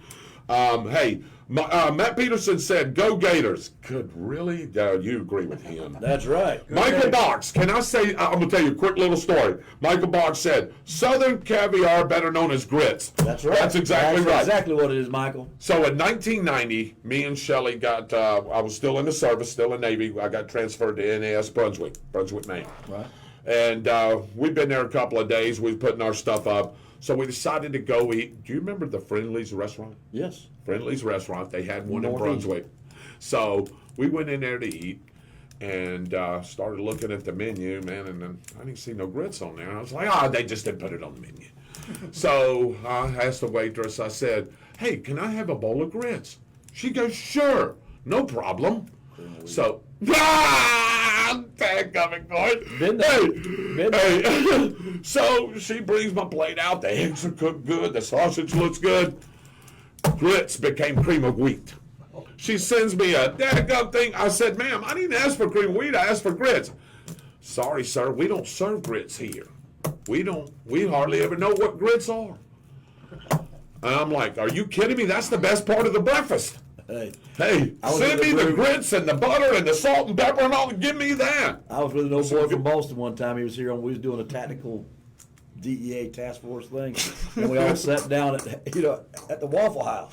Oh, here we We've go. been working 2 or 3 o'clock in the morning. We all sat Right. down, and this guy, I look over and he's pouring sugar and stuff in his grits. I'm What? like, what are you doing? What are you doing? That's Oh, why my- we eat them. I'm like, man, you just messed up. Where's he from? He was from Boston. Oh, Boston. Yeah, there you go. But our DEA task force, that's been 25 years ago. Caitlin Tomlinson's watching. There you go. Dwight Allen says, amen, Sheriff Gordon Smith. My job isn't to judge anyone. My job is to love everyone. Amen. All right. So it should be up to a parent to teach their children, especially at lower grade levels. I agree. Anthony Black, you're right, Sheriff. People need to quit judging others. We only have one judge, and that is God. Amen. Amen. Arlene Morehouse, I hope you're going to be at Trivia Thursday night. I missed you last week or a couple of weeks. I hope you're feeling better. Byron says, they're already a compromise on abortion. The state's government holds those compromises as it should be. The federal government has no business in that. This is why the Supreme Court put it back in the state's hands. Don't like the laws of one state, go to one that is more in line with your views. Isn't that the 14th Amendment? that says- Yeah, that's it. Yeah, Yep. that's why I thought, so that makes each state unique, that you have different states where you like, and they have their own way of living, and that's like here. We're just, as a sheriff, you kind of protect our way of life. Yep. That what we people in Bradford County are accustomed to. Growth is great, but we want controlled growth. We don't want to be like the other, Right. some of the neighboring counties. Right. We like our lifestyle. We want our kids to be able to go to college or get a trade and come back home and work. Keep that. But here's a problem: you send a lot of our kids off to college or to a trade, they're having to go somewhere else, and we lose them. When you Yep. send them off, we're losing them. But we want to have control growth. There's certain things we want to come. I'm great where I live. All my new neighbors, I've got New Jersey, I've got Illinois, all those different areas that are moving in around me. Moving to Bradford County, got one from California, moving in, and they're all conservative. They made their way here by their decision to live in a community that had the same thoughts and values that they did. That's exactly right. Byron said they're allowing to change the congressional districts. Yeah. That's what's going to happen. That's what's going to happen. New York Yep. right now. New York right now. And Yep. is trying to get it where illegals. Now they're here. They're committing a crime by the way they came over. Not undocumented, illegal. Illegal Right. alien, if you look at the law, actually, it says illegal alien. Right. Is coming to our country, and now they're going to say, oh, but you have a right to vote. Now, if you say that it's not here for the right to get more votes to control, because as the American has gotten smarter, more educated, the parties have changed. So they got to do something to fix that. I remember a time in a place when I was growing up. We're all about the same age. Where and I was having this conversation with a coworker of mine. Think about this for a moment. I remember when there was a time back, like I said, when we were growing up, where if you wanted to buy anything here, land or anything like that, you had to be a U.S. citizen. To buy, yeah. You had to buy. You had to be a U.S. should be citizen. now. You couldn't come in here and buy anything like that back in Chinese the got day. a plan. They're buying it up Right. piece by piece through LLCs and everything. Right. As our times have changed and things have gotten more prevalent with computers and knowledge and the way that we operate, our government has allowed other countries to come in here and buy what's rightfully ours. And look, China owns a lot of land here. I don't even know what the percentage is. Byron can probably tell me. They own a lot of the cattle that we have. They own a lot of everything. But I remember 40 years ago, well, that didn't happen like that. You needed to be a U.S. citizen to buy something or to do really anything that dealt as far as with our government or anything Security, dealing in security, weapons, anything. everything. Our food, our medicine. Yep. It's all It's all imported here. I know from if, China. if it comes down to it, we can always take it back, some of it, but our medicines and all that, catch. They're going. It'll take a while to recover. Yeah. We were starting on that plan under the last administration and trying to bring the steel and the medications, and we're opening up chip labs, and we're doing a lot of those things, but it don't happen overnight. Right. Hence, that'd be the problem. Now I can tell you this: you let somebody strike America, what we've done in World War I, World War II, we're still undefeated. World War II. Oh, absolutely. Okay? Yeah. You put us in a bind. We can show you what brings people together to show us that when you. That's where you don't see people hitting our shores. You may catch us overseas, you may catch us whatever and use it, but we're a mighty, mighty country. I still think that draws even those people here that don't necessarily we don't think alike, may even have be on opposite, polarized on total opposites. But you commit harm to our country, you watch how fast it brings us together. It's like a family. We can fight amongst each other all we want. But you throw a stone in the middle of us, and now you've gave us a common cause. And that's what happens. They give you a common cause to fight, and they realize the mighty strength. Ask Japan. Yep. Yeah. Now, Ask Russia. Ask Germany. Germany. Yep. Ask all those when we needed to. If it wasn't for us, Russia wouldn't even exist Yep. through the war. That's with right. Germany. Yep. Now, you think about that. Well, so one day we're the same side, the next day we're fighting each other. It's kind of like family. But we are still the mightiest. We're still the greatest country in the world. I have no doubt about it. Now, you were saying that 90% of the pharmaceuticals that comes to the United States comes from China. Now, I've heard the Chinese Prime Minister say this, and back in what Gordon has said. I've heard the Chinese Prime, and it's written. Do you know why they haven't, even though they've got 10 times the population that we have, do you know why they haven't invaded this country by land or by person? Because behind every blade of grass, there's two guns pointing at you. Behind every blade of grass, Gordon, there is two guns, two weapons pointing at you. The common American citizen, as a group, is the largest military force in the world. Oh, yes. Amen. Yeah. Because of its armed citizens. Yep. Yeah. Hey, I can sit here and ask you, and I wouldn't say, how many weapons you have? Most people that you ask, I don't two have or any. more. No, you don't have anything. Hey, two or more. You got some Krispy Kreme donuts coming. Hey, two or more, as what I've heard. Two or more. I know some people with 20. You probably know some people with more than that. So what I you heard. can't confirm or deny. You can't confirm or heard, deny man, that. yeah. But anyway, that's why they haven't invaded us. The Chinese Prime Minister goes, man, they're going to slaughter a bunch of us before we can get in there and take this place over. And he knows that. And when you slaughter a lot of them, guess what? Then the numbers start becoming a little bit more equal, right? So then it becomes one-on-one with you and me. And that's why he hasn't invaded this place. Hey, he'll tell you. You can look that up. It's a. I don't want to even be there. Right. I don't want to go there. We should never for be that. No. No. You know Roger Necessary. I know Roger well. Okay. Did you see that truck that was parked out there? Did you see that white truck that was Yeah. parked out there? So, Roger, hello, brother. By the way, that truck is running excellent. That, I'll tell you he what. gave you a better deal than me. Well, I'll tell you. Hey. Roger. It's necessary. It's necessary. For the sheriff. So I'm going to give a shout out to Roger. If you're looking for a really nice vehicle, and I'll tell you the story. Go down to And he's an honest Southern car Car. salesman. Yes, he is. I was like, He's wow. very honest. Yeah. Southern Don't Car. say sheriff you don't want to. You don't. Yeah, there you go. In Hampton, go down there. He's got some nice vehicles. I'm telling you, really nice vehicles. So I went in there. Well, first of all, I went to Waldo and took a look at a couple of trucks down there, and I didn't really like them. I was like, okay, Well, he so I'm wants you to coming do back. that. That way, when you come to him, he's going. Well, he knew I was going to ride by there, but anyway, he didn't know at the time that I was going to stop. So I rode by and I was like, you know what? I'm going to stop right in there. So I've known Roger for a little bit, but he recognized, he goes, man, David Rodgers, man, hey, on the spot with David Rodgers, voice of the Tornadoes. We start talking, and he goes, man, what can I do for you? And I told him, I said, this is the budget that I got to work with.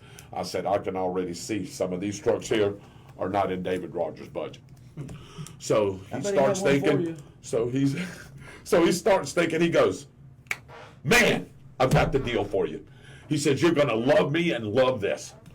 So he brings this truck around. It's a Dodge Dakota. SLT 4x4, automatic. It's 2005 with 115,000 original miles on it. So you can less than 5,000 miles a year. That's when on it's still this called car. Dodges. Oh, yeah. Yeah, exactly. The interior, you can look at it after we get done with the show. This thing is clean. Brand new tires. The air will kick you out of there. He says, this truck is in your budget. I said, well, tell me the price. He said, I'll tell you if it's in my budget. I'll be dadgum, man, if it wasn't in my budget. That's why I bought the truck. Remember, we talked about this. And, you know, I was just waiting for my money to come in a couple of days. But Rodgers sold me that truck. And I'm going to tell you, Gordon, it's one of the cleanest 2005s I've ever seen of anything. You know what? And it'll still get you from here to there. Drove it to Lake City for the twice $100,000 already. Same thing the $100,000 truck will do. Absolutely. Hey, I drove it to Lake City twice. That thing rode like a champ, man. I like sitting up there, too, like that. But, Roger, I want to thank you for getting me into that vehicle. I was looking for a truck. And, man, I tell you, he's done me a good job. I'm sure he gave you a good deal, too. It's necessary to go by and see. Yeah, it is. It really is. So he says prayer for Donnie Bagwell, but I had to get him in there. Judith Young is watching. What time, David, at Granny's on Sunday? We used to go there about 10:30 or so on Sundays because they close at 2 now. You know, they changed the hours. Yes. So they close at 2. So we try to get in there at 10:30. We usually in there a couple hours. Me, Dave, and Byron went this Sunday. Had a good time, didn't we, Dave? Order the Sat there chicken and gizzards, and you'll have some to take home with Boy, you. you ain't kidding. And that fried chicken, too, is excellent. Oh, But yeah. let me tell you, Gordon, and I don't know if you like it. I don't even know if Dave likes it. I don't think Dave likes it. I don't know if Mike likes it. But I love liver and onions. See, and man, that's I'll the only eat it. place in town that fixes it I'll eat it. But let me tell you, I grew up. Grits. Yep. with grits. With grits. Yep. Now, I get it with rice because I love rice, I ate a too. bunch of it growing up, and I could walk across the yard, Mhm. smell that liver and onions cooking, and I've ate a bunch of it. But I promised myself, Yep. Promised myself. I that promised if I had to, myself. I'd eat it. It wasn't something I just despised. Right. It was just something. It served me well. It's like a lot of people like chicken gizzards or chicken livers. I'm a gizzard man. Yep. Of course. I like gizzards, too. If Don't get me If the wrong. liver's thrown in, I don't throw it out. I still eat it. Yeah. You eat the kidneys? Have you ever eaten the kidneys or the hearts? No, I can't say that. Okay, all right. Anyway, the liver, the liver and onions are really good, and they do a good job. I always get that, or I try to always get it. Sometimes I change up, but anyway, Roger, yes, I meant to say that too. Please say prayers for my wonderful wife, Kat. She's fighting breast cancer. Also, cousin Tim Elkins is fighting lung cancer. Yeah, prayers go out to you, big guy, and your family. We talked a little bit about this. My wife fought breast cancer as well. So, again, prayers for you and your family. And again, thank you for getting me that vehicle. Journalism is dead in America, Dwight Allen says. There's I agree, a lot of yeah, it. It's a whole yeah. different It's a generation. whole than the different people just generation. report the news and let me decide. You know that there's still some of that out there. There's still some channels I've watched that give you the just give me what's happening. Leave your opinion out of it. Instead of now they make the news. They don't report the news, and it's according to who they work for. And I deal with a lot of newscasters and news media. You know, and some of them come in and they say, "Hey, this is what we're wanting. This is what we're looking for." Give me the meats and potatoes. Others are looking for, and they'll tell you, "Oh, we're looking for this side of it." We're, you know, as long as they're honest way up front to know which way they're headed. And now we do our homework too. Sure, We sure. look up the reporter. We look up and say, Sure. okay, this is more slanted. This is more honest reporting. Just give me an honest job. Let the people decide. Give me both sides. This one says this. This one says that. Y'all decide. Absolutely a shame.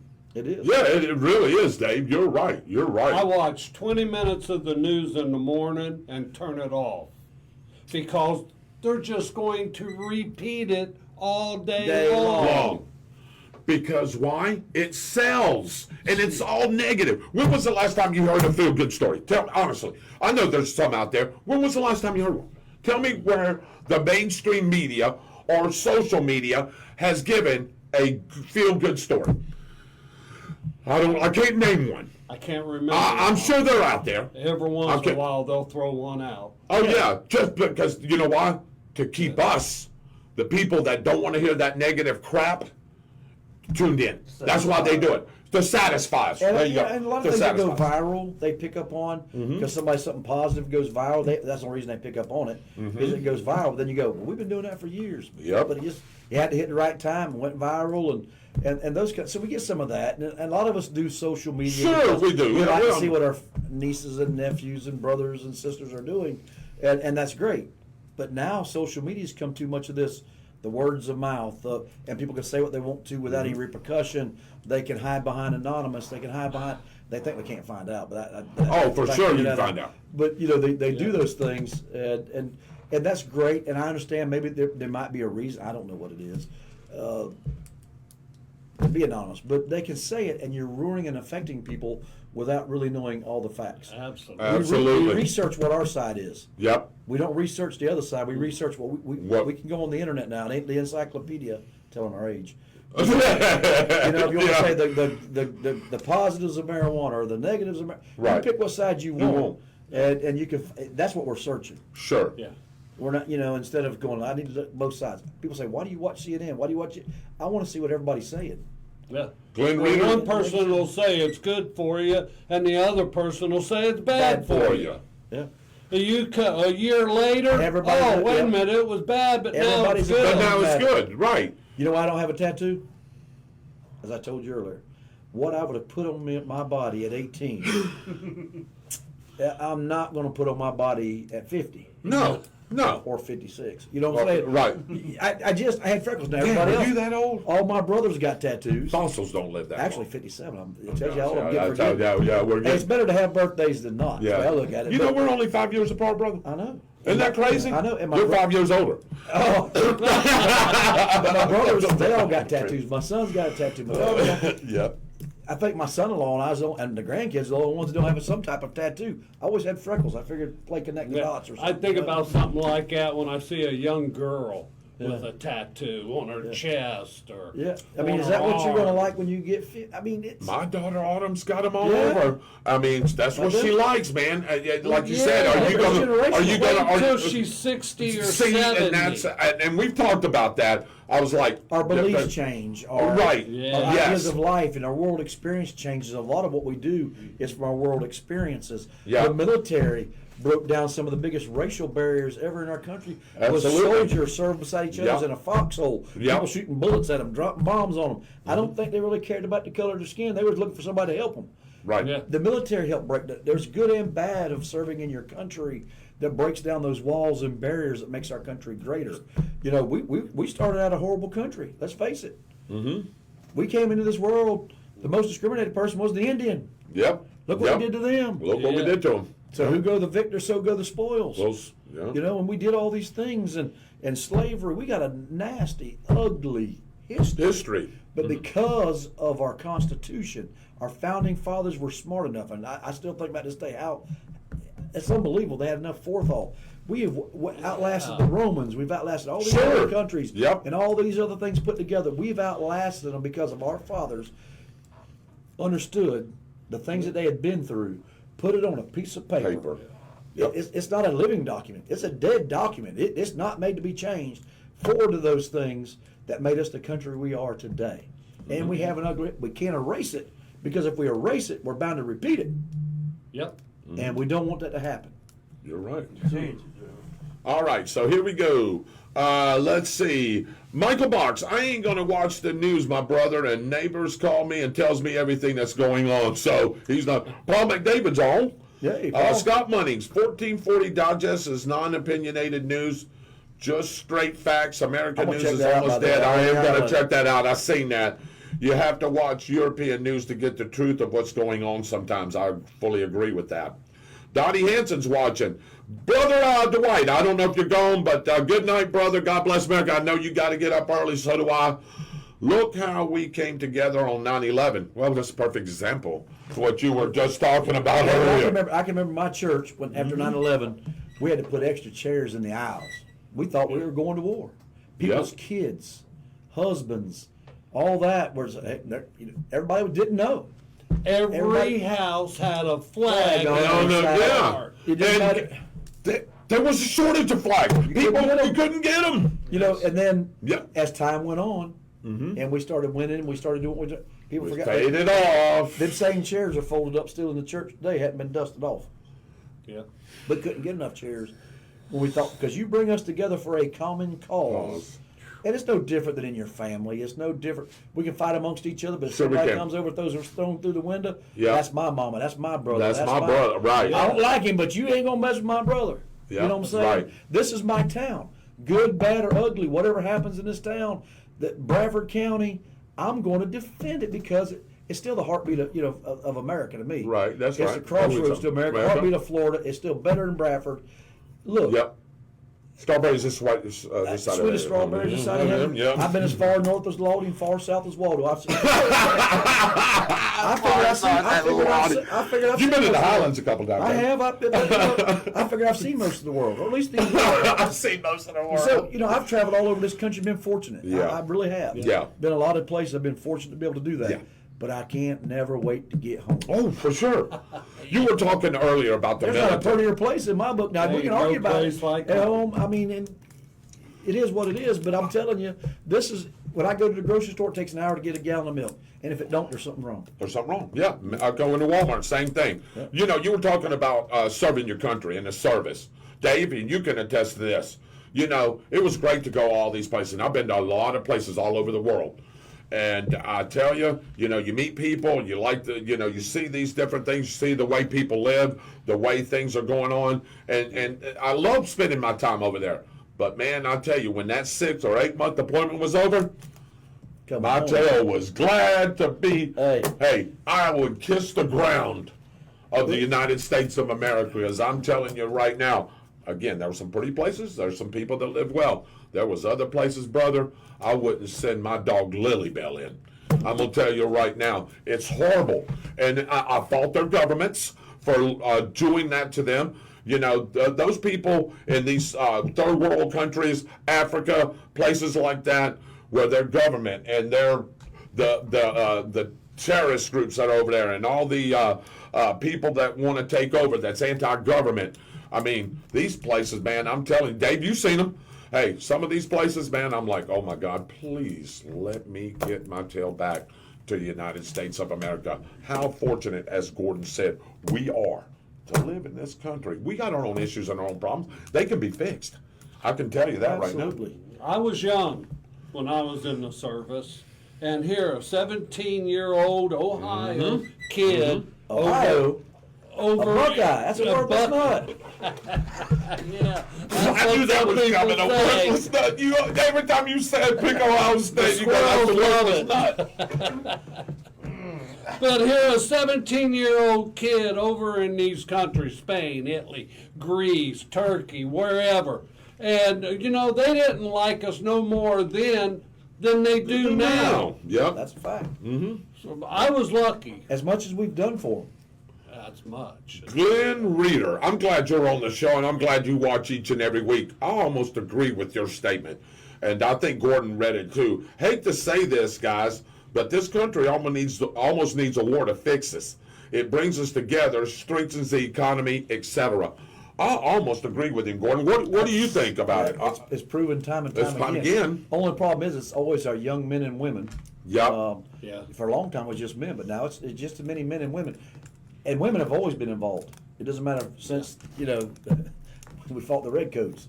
Yeah, They've always that's right. been there. And most time they were the smart leaders. Most people read your history, Yep. you find out the women had a lot to do with the decisions that were made.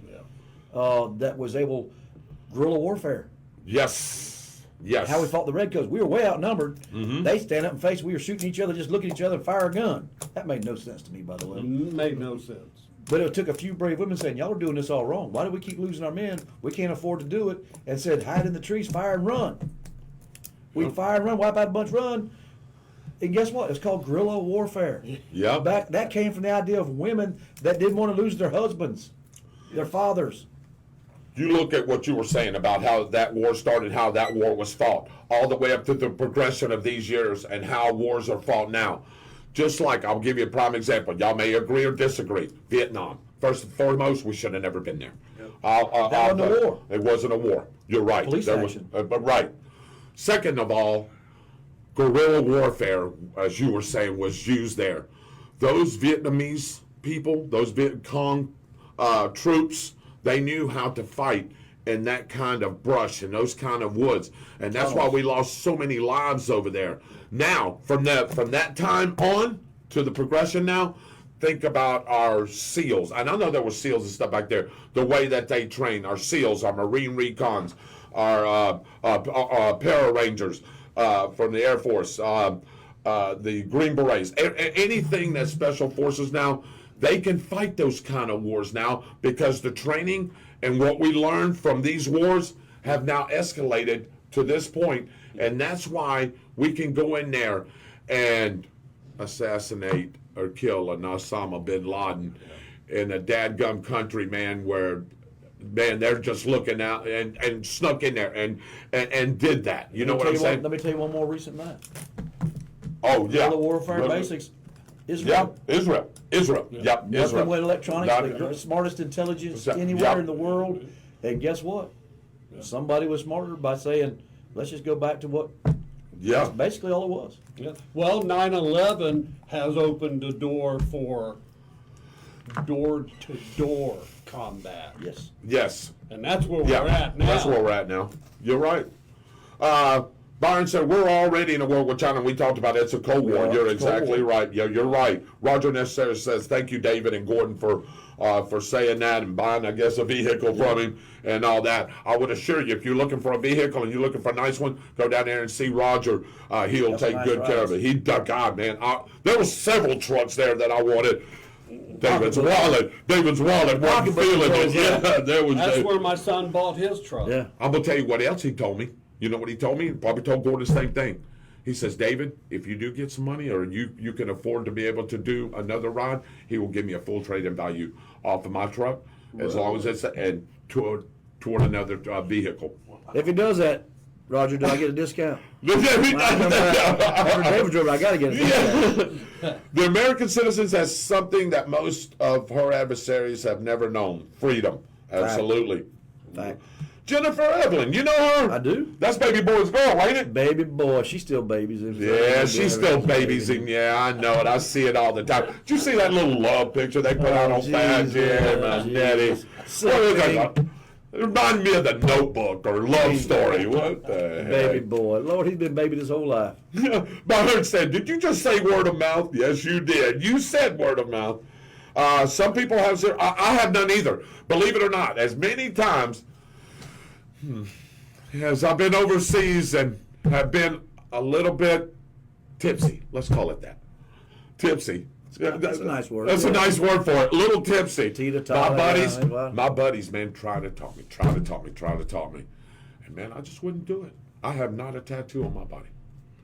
And that was my, I guess just my choice. Maybe I just didn't like the needles going in. I'm scared, to be honest with you. Yeah. On the Sports Motorsports Media, Mitchell said, has been invited to host one of our podcasts live at Culver's Restaurant in Jacksonville. Wow. We will keep everyone posted about the details. Let us know, Mitchell, because we got to come over there. I'm going to sit there and watch a show and critique you as I eat. Oh, I want to tell you something else. Okay. I had a phone conversation today on the way back from Gainesville. Sure. Dealing with an issue. I had an individual call me rocking the orange jumpsuit. I want everybody to be rest assured. The sheriff's office has nothing to do with rocking the orange jumpsuit. I got beat up for and I kept trying to convince them. I said, man, we don't. They take the picture off the site. They do all. I don't. But every county's got one. Yep. If you go looking, I don't know if it is something they make money with. I don't know what goes on. Who knows? We tried to reach out to them a time or two on something that was wrong, and never got much feedback. I'm not sure who controls it, but I wanted people to share. I deal with it every now and then. We don't have anything to do with rocking the orange jumpsuit. They go to the I'm glad you said that. Pull it off. I wish I had some control of it. Michael Bach said, I seen a fellow with a bunch of face piercings the other day, and I wanted to get a magnet, but Heidi, his wife, wouldn't let him. Oh, boy. They got body slammed in a bucket of bolts. Yeah, that's our country has accomplished so astonishing good, too. People forget we were the first country to abolish slavery. We were. The inventions people have made has changed the world, mostly for the better, Byron. That's well said. Some astonishing. Yeah, my wife has worked for the Department of Navy for 34 see years. that. My mother-in-law is 25 years retired Navy commander. So how about that? There Well, you go. I know who the boss of the family is. I know. Yeah, and it's not Roger, is it? No. No. So anyway, 8:39 going on 8:40 Eastern time here in beautiful Stark, Florida. As Gordon has said, the crossroads of America. Gordon's been as north of the Highlands and south of as far south as Waldo, right? That's it. Yeah. Hey, See most of the world. See most of the world right here, right? The important parts. That's Hey. the important part. Hey, look, and if we have to, we can be self-sufficient. We can just eat the sweetest strawberries inside of heaven. Amen, brother. Hey, brother, I can live off the sweetest strawberries inside of heaven. Anyway, we got a couple of other things to get to. If you got another comment, please hit us up. Gordon, tell us what happened today here, I do. and then I've got a couple of things I want to read off from my buddy Mike Starlin over there. Absolutely. Today I got to. It's always a pleasure. I've been there several times over the years. Santa Fe College hosts the Women of Distinction and Promise. Mm-hmm. The Promise has been around for 20 years. It's some young female that's up and coming. They think have done some prominent things and done that. But this year, Chrissy Thompson from the Grill was honored. My boss on Thursday nights. As a woman of distinction. And let me tell you, she really deserved it. She's hardworking. And if you look down this, I mean, you'll find tons of Bradford County women that have made this Women of Distinction. We've even had some of the only 20 years, which was neat. I looked down there for Women of Promise. Right. You know, Emily, they're from here. Yeah. That have made that, and just to look down it and see what There's some names on there. Caitlin Sims, Caitlin Sims, Grace Emily Elizabeth Johns. Yes. I mean, so that we've had some from Bradford. Yeah. But Women of Distinction, you go back through there and you looked. I mean, there was ton. Evelyn Womack, Azelle. Yeah. You look, start looking through that Linda list. Johns. Yeah. Della Rosenberg. Linda Tatum. Ida Sue So we Smith, got- Olivia Scott, still one of our pink ladies that does a Absolutely. lot. Linda Johns, and people, Lila Sellers at work school. I mean, I can go on and on to see the women of distinction that are on that list, and to get to go there and honor women that work so hard in our communities, Yeah. not just in Bradford County, but our surrounding area that Santa Fe serves, says a lot. You get to meet a lot of good people and see a lot of old friends. Yep. And I was proud. I got to see, Sheriff Emery Gainey was one that did the welcoming. And I'm going to tell you, Dr. Paul Brody, what a phenomenal job he's doing for Santa Fe. Santa Fe, Almost yeah. a 10% enrollment increase, getting out into the community to do a lot, changing to meet the needs of the community. When he sees a need, he actually goes, this is a need in our community. Whether it be, if you got an electrician, they said, we got to have an electrical program. If Right. it be plumbing, they got one of the better plumbing for plumbers. Absolutely. In the area, they created it. I mean, what he is doing by meeting the needs for not just education, and I didn't know this until today. Right. Didn't know this. Now, at every branch, they put on enough programs that you can earn your AA degree at that branch. See? All over our district that they serve, whether it be Keystone, Stark, High Springs, where they got offices in different locations. Yeah. You can now complete your basic degree, AA, your 2-year, or AS, there at your local branch without having to travel all over. That's awesome, isn't it? That says a lot. Yeah. And the programs that they're putting out, whether it be HVAC, plumbing, those type things, he is meeting needs in the community to see the jobs that need to be filled. And those trades are just as important. You're exactly right. So, Women of Distinction, congratulations to Chrissy Ricky Thompson on that one. Ricky, yeah, I forgot. Yeah, Chrissy Ricky, yeah. Huh? He had something to do with that. He had something to do with that, I'm assuming. So, anyway, 843 local, going to a couple of other things. First, I want to mention Thursday at the Arc of Bradford County, which I sit on the board of the Arc of Bradford County. They are having a radiothon that's going to be managed and held by Mr. Chuck Kramer. All right. They're trying to raise money for the Arc, Gordon. All right. Hey, they could use all the funds that they can get. Hey, we've got special needs citizens that work there, and Yes. and they live outside, and they're trying to raise as much money for staff, because you have to have staff, Gordon, to manage these group homes and these homes that these people live in. And that's what it's all about. It's really to keep things running, and of course to pay the workers that work there. So we're having a radiothon on this Thursday from 10 to 2 Chuck Kramer will be set up at the Ark. I'm going to be in there with him as well, along with some others. I'd like for you to stop by and come on with us a little bit. But I want to spread the word. If you're if you're looking for a worthy cause to donate some money to, and again, a tax write-off, whatever it is that you do, we'll be willing to take anything from $1, Gordon, to $1 million if you have it. Hey, we'll do whatever it is that you have.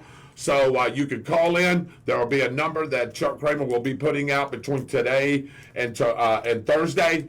Yes, today and Thursday. You can call that number in, and you can pledge whatever it is amount that you want to pledge. We're also going to send out some cards as well to different people. So I would urge you to please donate to a good cause. The Ark of Bradford County, those citizens that are part of that, and the staff there, Gordon, they do a phenomenal job, and we appreciate what they do. But they need some funding, like you were saying. Everybody needs funding. We're asking for money here, money there. You're asking for grants and money from the state and from the federal government. And sometimes you just don't get what you're asking for. So you have to do things like this. But we're working on several things to help out. But this Radiothon from 10 to 2, Chuck Kramer will be on the air. It'll be live. You can call in your pledge. You can stop by, say hello. Hey, come in there and fill something out, drop some money off to us. We love it. I ain't going to sit here and lie to you. Yeah, I'm begging you to do it. Hey, we need some money. The Ark's moved. Most people don't know that. It's still in the same building right now, Gordon, but they did get that in Hampton. The old school in Hampton. They're going to be moving things out there. They're starting in the process now. Much needed space. Absolutely.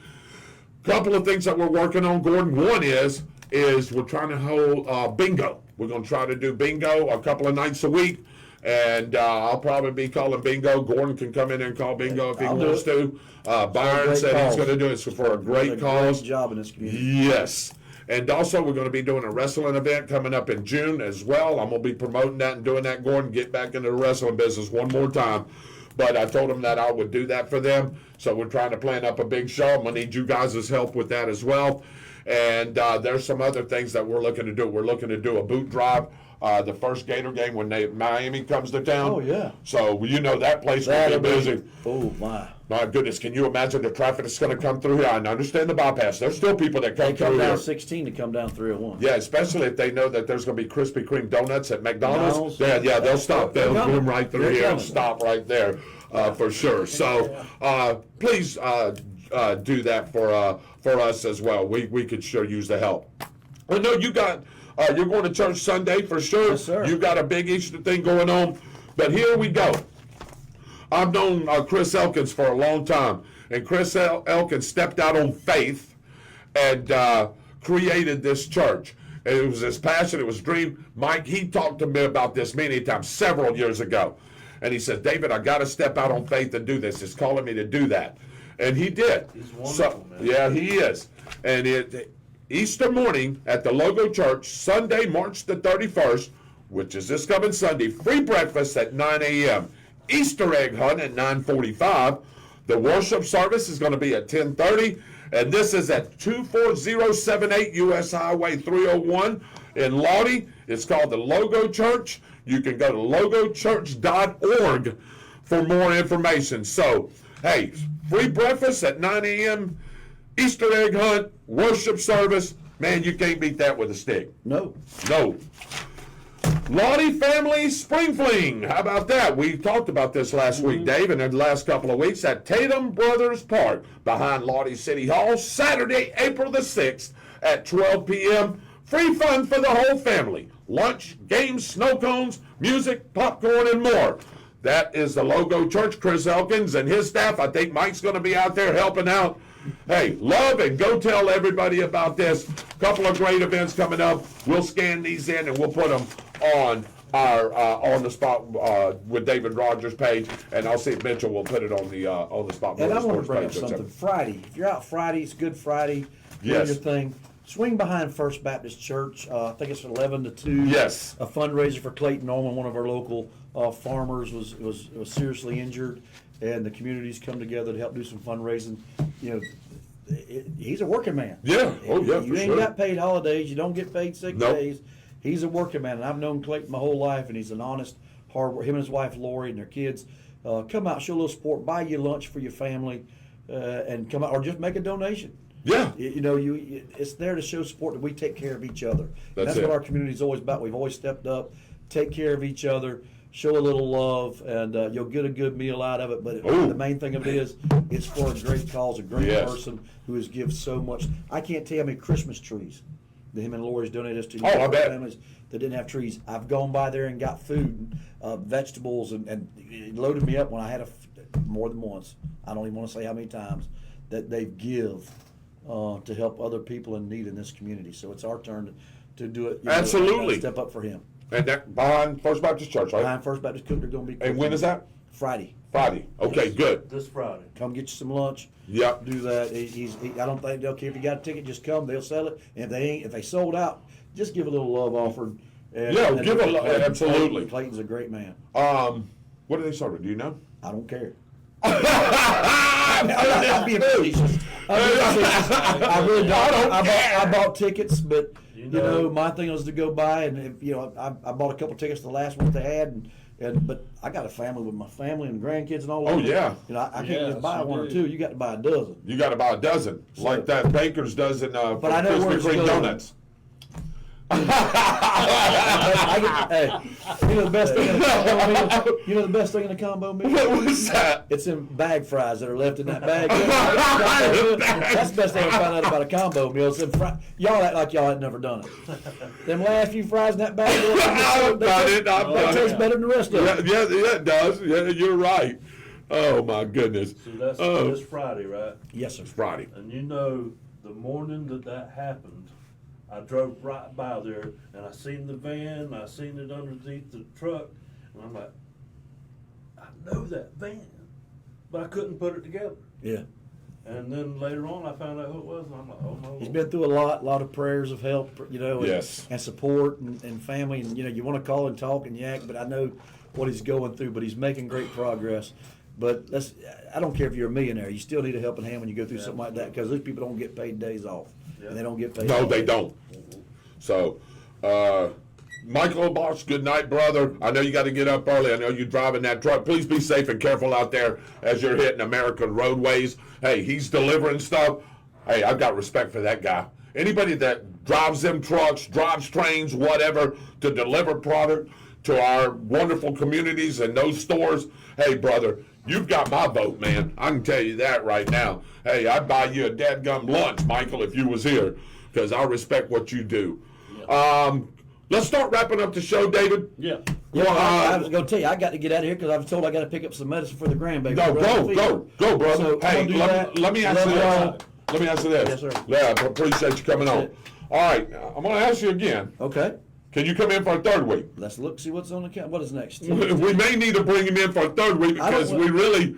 Do you have anything? I don't have anything but during the day. So Really? I'll be back. Put All right, on. I'll put him back on. Sheriff Gordon Smith, be I have back some for more a third breaking week. news. I can't tell you tonight, but Okay. hopefully by next Tuesday we'll have some resolve in that and be able to bring you some more breaking news. All right. Besides the donuts. Oh, Entertaining, but I have a box. I God. resemble that. So I'm gonna tell you, that was so funny, man. Honestly, you caught me off guard, Gordon. I'll be honest with you. I was like, man, Gordon's got some breaking news. Hey, I got my priorities now. Yeah, you do. Coffee Yeah, and you donuts do. is not a myth. No, it's not, I'm buddy. gonna I'm go get telling that. you. We love All right, y'all. go get that, and I'll man. be there next Tuesday. Okay, appreciate it, man. Byron Bagwell should be back with us. I appreciate it, Gordon. Thank you for coming on.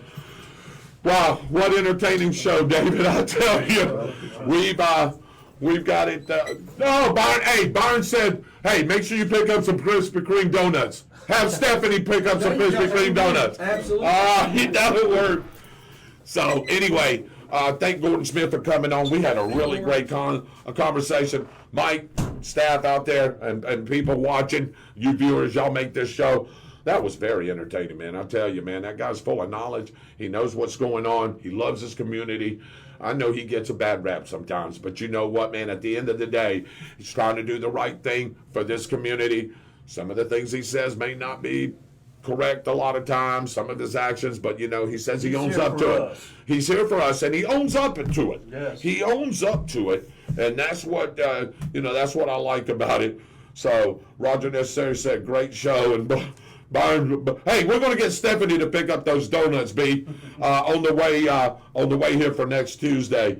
Appreciate it, Roger. Thank you very much. We're going to close out here. I just want to talk about one thing. The breaking news going on right now is, of course, the Francis Scott Key Bridge collapsing. Man, I'm reading some stories about it, looking at some things, Michael, and I tell you, man, it's that thing didn't stand a chance when that 984-foot dolly hit that. It hit that main structure, brother, and like you seen it was just a chain reaction. It was like taking Logos and stacking them up and just dropping. That's exactly what that bridge did. That bridge is 1.5 miles long, and it just besides the Twin Towers, Yes. which I seen and we all seen. Man, I'll tell you what, that was some. I've never seen nothing like that, man. You wouldn't think a bridge like that, man, would just collapse like that. But when you hit that main structure like shook that, the whole thing, it shook the whole thing, is what it did. It was almost like and it just collapsed this thing. But I won't get into that as far as the story too much. But if you want to go and read, there's all kinds of different stories.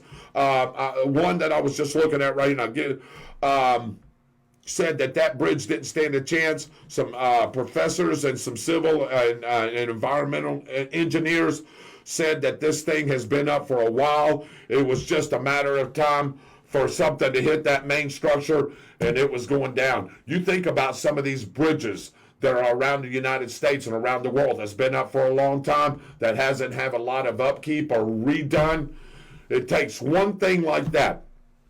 And I'm telling you right now, you see what's happened. That Baltimore, I pray for the whole city. This is going to be an economic impact on that area there, because that's a main throughway to that place and to that, and getting across that bay right there. And I'll tell you something else too, what I've been told, and I was trying to find it, that's a main throughway. That was I think one of the only routes that hazmat trucks that are carrying hazmat products can go over. So what do we do now? Could you circumvent that? I mean, how do you going to have to take the long way around? What do you do now? And I'm sure that they're going to probably have to do something in a temporary basis till they can bring that back. I mean, what do you bring in sections of bridge, just temporary right now so you can get across, you know what I mean, and set. How can you, the pieces that are standing and the areas that are still standing, can you merge that together? Who knows? It was, the middle just collapsed. Yeah, that part that collapsed was over 1 mile long. Mm-hmm. I mean, Yeah. a mile long. Yes.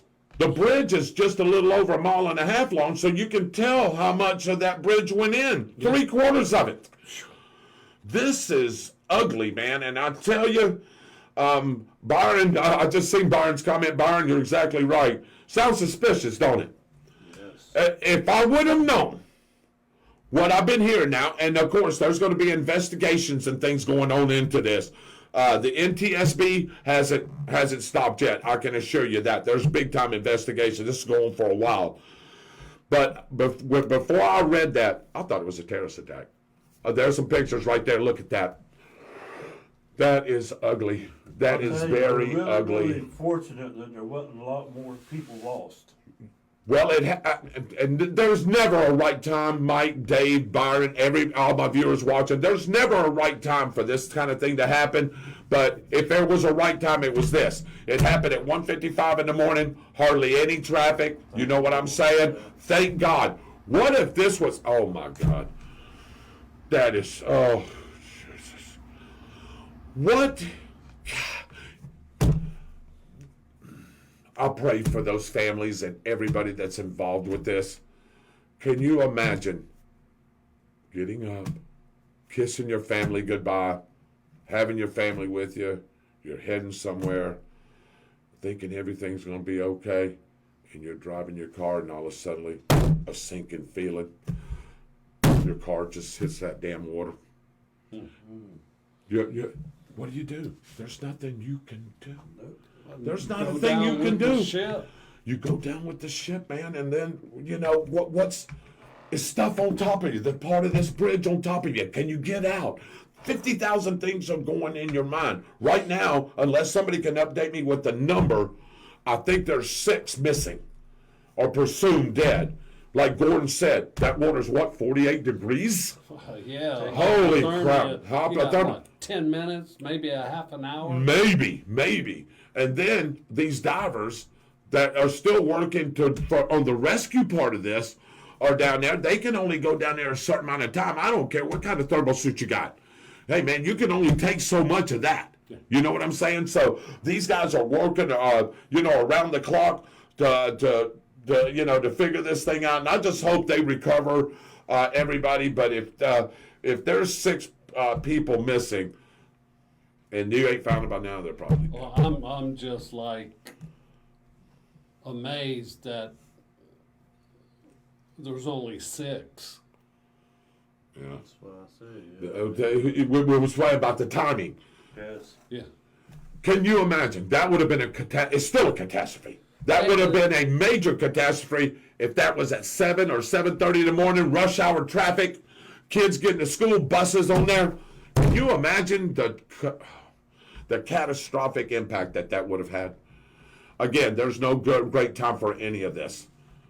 But I tell you, that's probably a blessing in disguise, if we want to call it that happened at that time. Very, very Spitzbarn said, hitting the right spot. Yes, it is. The Army Corps of Engineers, that's what I was saying, is going to come in and investigate that for sure. I know they're going to be looking at records, documentation, engineering staff. They're going to be looking at a lot of things, so we'll find out. The video shows that the ship losing power twice and angling to the right spot. That's what I'm hearing too as well. And most of them were construction workers. So, yeah, I guess just a lot, man, it was just, thank goodness there wasn't a lot of traffic. But this is a big-time rebuilding the project that's going to take a long, long time, gentlemen, to happen. But I wanted to hit that a little bit. What else is going on, guys? Anything else in the community going on? I know Easter Sunday, we got Easter coming up, so Good Friday will be Friday. So if you have Friday off, enjoy your time with your family. If you can go to church and worship. Sunday, I know Mike's going to be in church. Go Sunday and worship as well. You should worship all the time, but definitely on Easter. We all know what that symbolizes. I don't have to sit here and go over it with that. Y'all know what that is all about. So let's go to the weather, Dave, and then I'm going to close out the show with a couple of notes, and I'll get some final thoughts. But I want to thank all you viewers for coming on tonight and being with us on the Spot with David Rodgers. Y'all make this show happen. We love each and every one of you. Golly, Dave, I tell you, the viewership is starting to build up. People coming on, wanting to see what we're going to say, what we're going to talk about, what's going on. And, when you got the sheriff of Bradford County here, we'll have him 3 weeks in a row, by the way. There's a lot of information that we don't know about, that we may get secondhand or whatever, but the sheriff knows it right away. And the sheriff will tell you what's going on as much as he can tell you. And like he says, he doesn't pull any punches with anybody. You know what I mean? So here we go. Let's take a look here at our weather. Brought to you by Miracle Automotive and Towing. Don't play for a miracle. Call Miracle. We're getting our weather news from Austin Stevens and Michael Heater. They team up to do some of Austin's weather service here. And here we are, Dave. If you'll bring up the graphics there, if you don't mind, please, sir. That Austin was greatly put together and for me to be able to read off. All right, here we go. Heavy rain Wednesday and Wednesday night. Heavy rain, as you see, localized flooding. Be prepared. Stay weather aware. Have multiple ways to receive warning notifications and never drive into a flooded road. Turn around. Don't drown. That's a great saying. Flood watch for Northeast Florida counties. Hamilton and Swanee. Oh, go back, Dave. I'm sorry. I didn't quite finish that, brother. You're good. Just stumped the gun a little bit, didn't you? Hamilton and Swanee. Southeast Georgia counties. Coffee. Atkinson, Clinch, and Eccles County, y'all will all be under flood watches for sure. And of course, you see our little map over there. That's what the amount of rain you're probably going to get. I'll give you an example. Gainesville, half an inch to 2 inches of rain possibly. In Ocala, 0.25, quarter inch of rain to an inch of rain. So there's going to be some localized rains. But look as you get into Georgia, Dave, 2 to 6 inches, 2 to 5 inches, 2 to 3 inches, 1 to 4 inches. You're going to get some rain up in those counties that I said. So make sure that you are prepared for heavy rains, flooding, possible hail. And that's brought to you by, of course, Austin's Weather Service and National Weather Service of Jacksonville. Go to the next one, Dave, the next slide. Flood watch. Let me tell you the difference here. A flood watch is just like a tornado watch, a hurricane watch and warning. A flood watch is issued when flooding is possible. Stay tuned to trusted news sources and be ready to seek higher ground. Again, he says the word again, be prepared. Flood warning. A flood warning is issued when flooding is happening or about to happen. Move to higher ground immediately. Never drive or walk through flooded waters. And, of course, you take action when you get that. So, again, heavy rainfall through Wednesday night will allow for a risk of flooding across southeast Georgia, northeast Florida. And I read you some of the forecast rainfall totals through Thursday morning. So be prepared. Those counties and those areas that I said. Let me give you an extended forecast. Forecast for Bradford County tonight, mostly cloudy, lows in the mid-60s. South winds 5 to 10 miles an hour. Wednesday, mostly cloudy. A chance of rain with a slight chance of thunderstorms in the morning. Then rain with a chance of thunderstorms in the afternoon. Highs around 80, not a bad temp. South winds 5 to 10 miles an hour. Chance of rain 70%. Wednesday night, rain with a chance of thunderstorm, lows in the lower 60s. Southwest winds 5 to 10 miles an hour, becoming west after midnight. Chance of rain near 100%. That means you're going to get it. Thursday, partly sunny with rain, a chance of thunderstorms in the morning, then sunny with a slight chance of rain and thunderstorms in the afternoon. Less humid with highs in the mid-70s. That's a beautiful day, David, here. Northwest winds 10 to 15 miles an hour. The wind picks up just a little bit. If you've got allergies or sinuses, make sure you cover yourself because the pollen is going to be spinning around for sure. Chance of rain 80%. Thursday night, mostly clear, cooler with lows in the upper 40s. North winds 5 to 10 miles per hour. Friday and Friday night, clear, highs in the mid-70s, lows in the upper 40s. Saturday through Sunday, mostly clear, highs around 80, lows in the lower 50s. So after these next 2 days, guys, we should have for the Thursday evening into Friday morning, Saturday and Sunday, should have beautiful weather. If you're going out and need to do yard work, or if you're going out and doing an outdoor event, or if you're going boating or whatever, this is the weekend to do it. It is Easter weekend, so be safe and be careful as you're out traveling or doing whatever it is that you'll be doing. Also, don't forget On the Spot Motorsports Media page. Make sure you visit Mitchell Gunner. He's always got a lot of great stories on the Spot Motorsports Media. He will have a show Thursday at 7 o'clock. Usually it's when he has some kind of guest, Dave, that comes on. But follow On the Spot Motorsports Media. Host Mitchell Gunner, co-host Robert. They are always bringing you all the racing action. It doesn't matter what it is. Mostly talk about NHRA, which I love. And, of course, they'll talk about NASCAR, Truck Series, Grand Prix, whatever it is. They've got it covered in the stories coming out your way.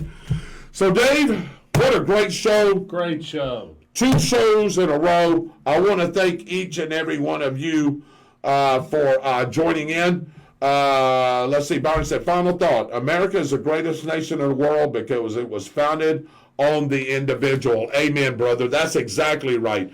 And we need to start feeling that way and doing things that way to make that happen again. And Terry Wilkerson Anderson is watching. I want to thank you for tuning in. Again, thank you guys. Y'all are the ones that make the show. We're just sitting here running our mouths, Dave. You know what I mean? Yeah. Hey, we love it. You're doing a great job, by the way. I appreciate all the graphics. Appreciate you directing and producing the show. Austin, thank you for the weather and the YouTube stuff that you do. We really appreciate that. Yes, I know Byron, I love when he co-hosts with us. We can always bounce things back and forth, but I understand where you needed to be at tonight. I told you that's where you should be. Again, prayers for Donnie Bagwell, prayers for Rodgers' family, Roger Necessary's family as well, and anybody else that's got a spoken or unspoken prayer request. We'll be praying for you as well. So, final thought, Byron had his. Dave, do you have any? Just wanted to share this with you again, that women of distinction. Yep. Congratulations to Chrissy Thompson as she won that award this year. So again, owner of the Downtown Grill. A couple of quick news and notes. Wednesday night, tomorrow night, Michael Heater will be hosting trivia at the Fun Point. Starts at 7 o'clock. Make sure you go and get you some trivia in on Wednesday night. And then if you can't make it Wednesday night, if you want to go 2 nights in a row, you can come see me. I'm your host on Thursday nights at the Downtown Grill. Our trivia starts at 7:30. Dave, the last 3 or 4 weeks, we've had 30-plus people in that room. Wow. Yeah, it's been you packed fit and that full. many people in that Man, room? well, I tell you, we shift around and we get around there. But we make it happen. It's cozy and comfortable, and we love doing it in there as well. I'd like to be back in the bar area, but, hey, a lot of people said they like that because they could hear better, they could see better. So, hey, I'm going to do it wherever they want to do it. So Yeah, that room's a lot better than the bar area. yeah, you can hear, you can see. Hey, you can interact with each other. How about that? Man, do we laugh at that thing or what? Man, my God, man, we all With that laugh. TV you got behind you, too, Yeah. everybody sees it. Everybody sees it because it's in the bar area. I would love to do it. I love the ambiance and the Yeah, atmosphere, yeah. but you can't see around those columns. No. And until we get all those TVs in sync, Mike, we can't do it there so everybody, can see. So it's okay. We like doing it in there, and we're going to keep doing it in there. Thursday night, 7:30 with myself. Dave, I can't think of anything else coming up except the show next week. Yep. Again, y'all have a great night and a great weekend. On behalf of Mr. Dave Holland, the Dancing Destroyer, our producer and director, Mitchell Gunner with On the Spot Motorsports Media page, and Robert, his co-host, Austin Stevens, the Byron Bagwell that's missing. By the way, did you know Byron Bagwell was the great modern-day Maharaja? Yeah, let's see what he says to that. Yeah, I think he's still on. Yeah, well, we're also known as what? The new high priest of the Church of the Painful Truth. And, of course, the DOR stands for what? Just what we talked about tonight, the Defenders of the Republic. So that's what we do here. We bring the stuff to you. Take whatever we say and use it to your advantage or whatever you need to do with it. Hey, that's your choice. We just bring in the information to you, and you take it and do with it as you see that fits you and your family or whoever it may be. We're just bringing it to you. We love doing the show. And we'll, somebody asked me, Dave, to explain how the show started. I'm not going to do it tonight, but I'll do it next week, okay? Yeah. And I'll explain. We've explained a couple of times, and we'll tell you how that goes. Again, on behalf of all the staff here, God bless you guys. Have a great Easter. Be safe and be careful. We'll see you next Tuesday night. Same bad time, same bad channel. Later, guys.